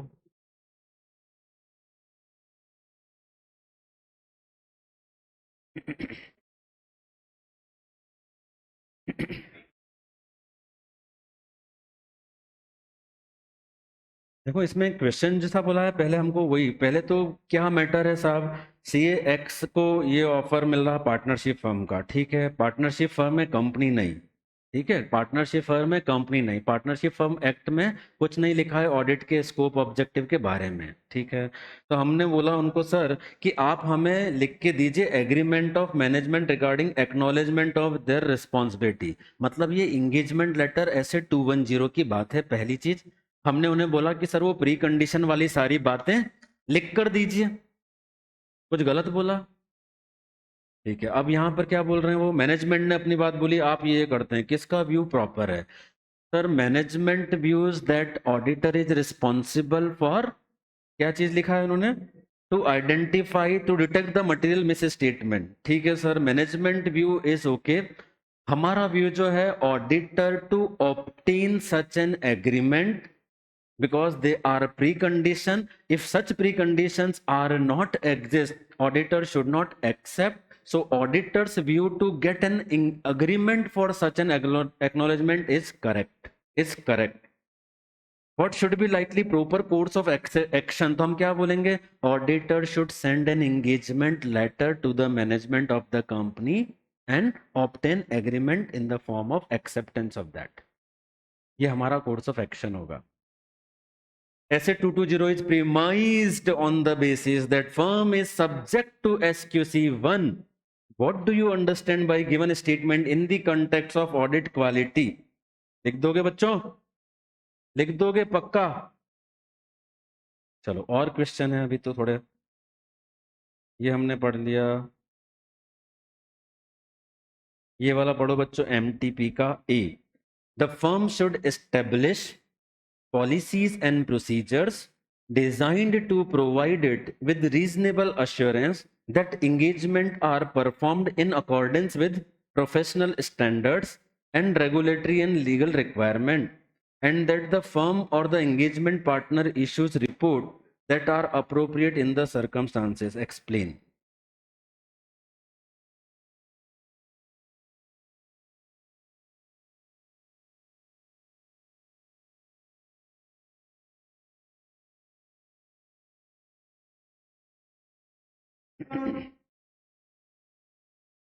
क्या लिखेंगे बच्चों?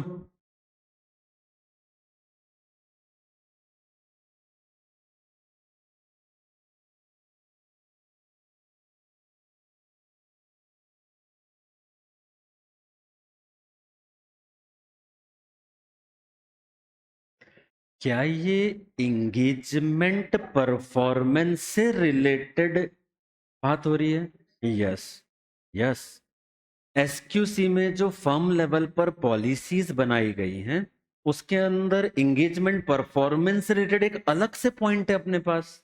हमने heal मी पढ़ा, last वाला ई में हमने बोला एंगेजमेंट परफॉर्मेंस।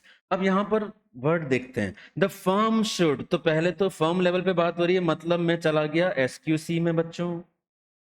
कहां कहां से हमें हिंट मिल रहा है? ठीक है, should establish policy procedure design to provide it with reasonable assurance that engagement are performed in accordance with this. तो देखो अभी हमने जब ये पढ़ा था, हमारा एंगेजमेंट परफॉर्मेंस वाला पॉइंट लास्ट में, ये देखो यहाँ लिखा है, हम कैसे इंश्योर करेंगे ये सारी चीजें? Sir, firm should have policy procedure that engagement are performed in this, और उस पॉलिसी में ये सारे पॉइंट होने चाहिए। तो यहाँ पर क्वेश्चन क्या है हमारा? फिर से क्वेश्चन पर जाते हैं।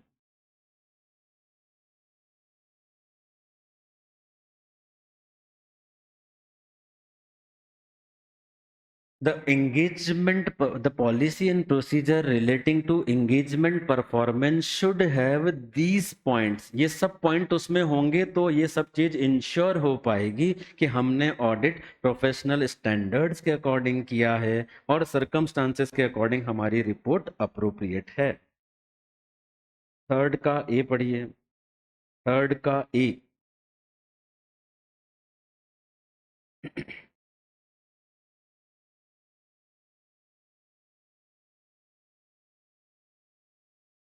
पर्सनल, पर्सनल मतलब लोगों की बात, मतलब Himesh Reshammiya, HR, human resource. Human resource में क्या पढ़ा था सर? ह्यूमन रिसोर्स की पॉलिसी ऐसी होनी चाहिए जो इंश्योर करे सफिशिएंट पर्सनल है, पर्सनल के पास कैपेबिलिटीज कॉम्पिटेंस है, फिर वो 5 चीजें point, promotion, training, personal lead, recruitment etcetera, ये कंप्लीट हो गया थर्ड का ए। तो बच्चों हमने ये 2 चैप्टर एग्जॉस्टिवली कवर किए, चैप्टर 1 और चैप्टर 11। बहुत सारे प्रीवियस एग्जाम के क्वेश्चन, एमटीपी आरटीपी भी हमने कवर की है। अब अगले संडे तक या जब भी हम नेक्स्ट मिल रहे हैं तब तक आप चैप्टर 1 और 11 को एग्जॉस्टिवली रिवाइज करने की कोशिश कीजिए, अपने आप से लिखने की कोशिश कीजिए। ये समरी नोट्स जो हैं ये मैं आज आपको ग्रुप में डाल दूंगा, आप चाहिए तो इनको रेफर कीजिए। So that's all in this revision for the day.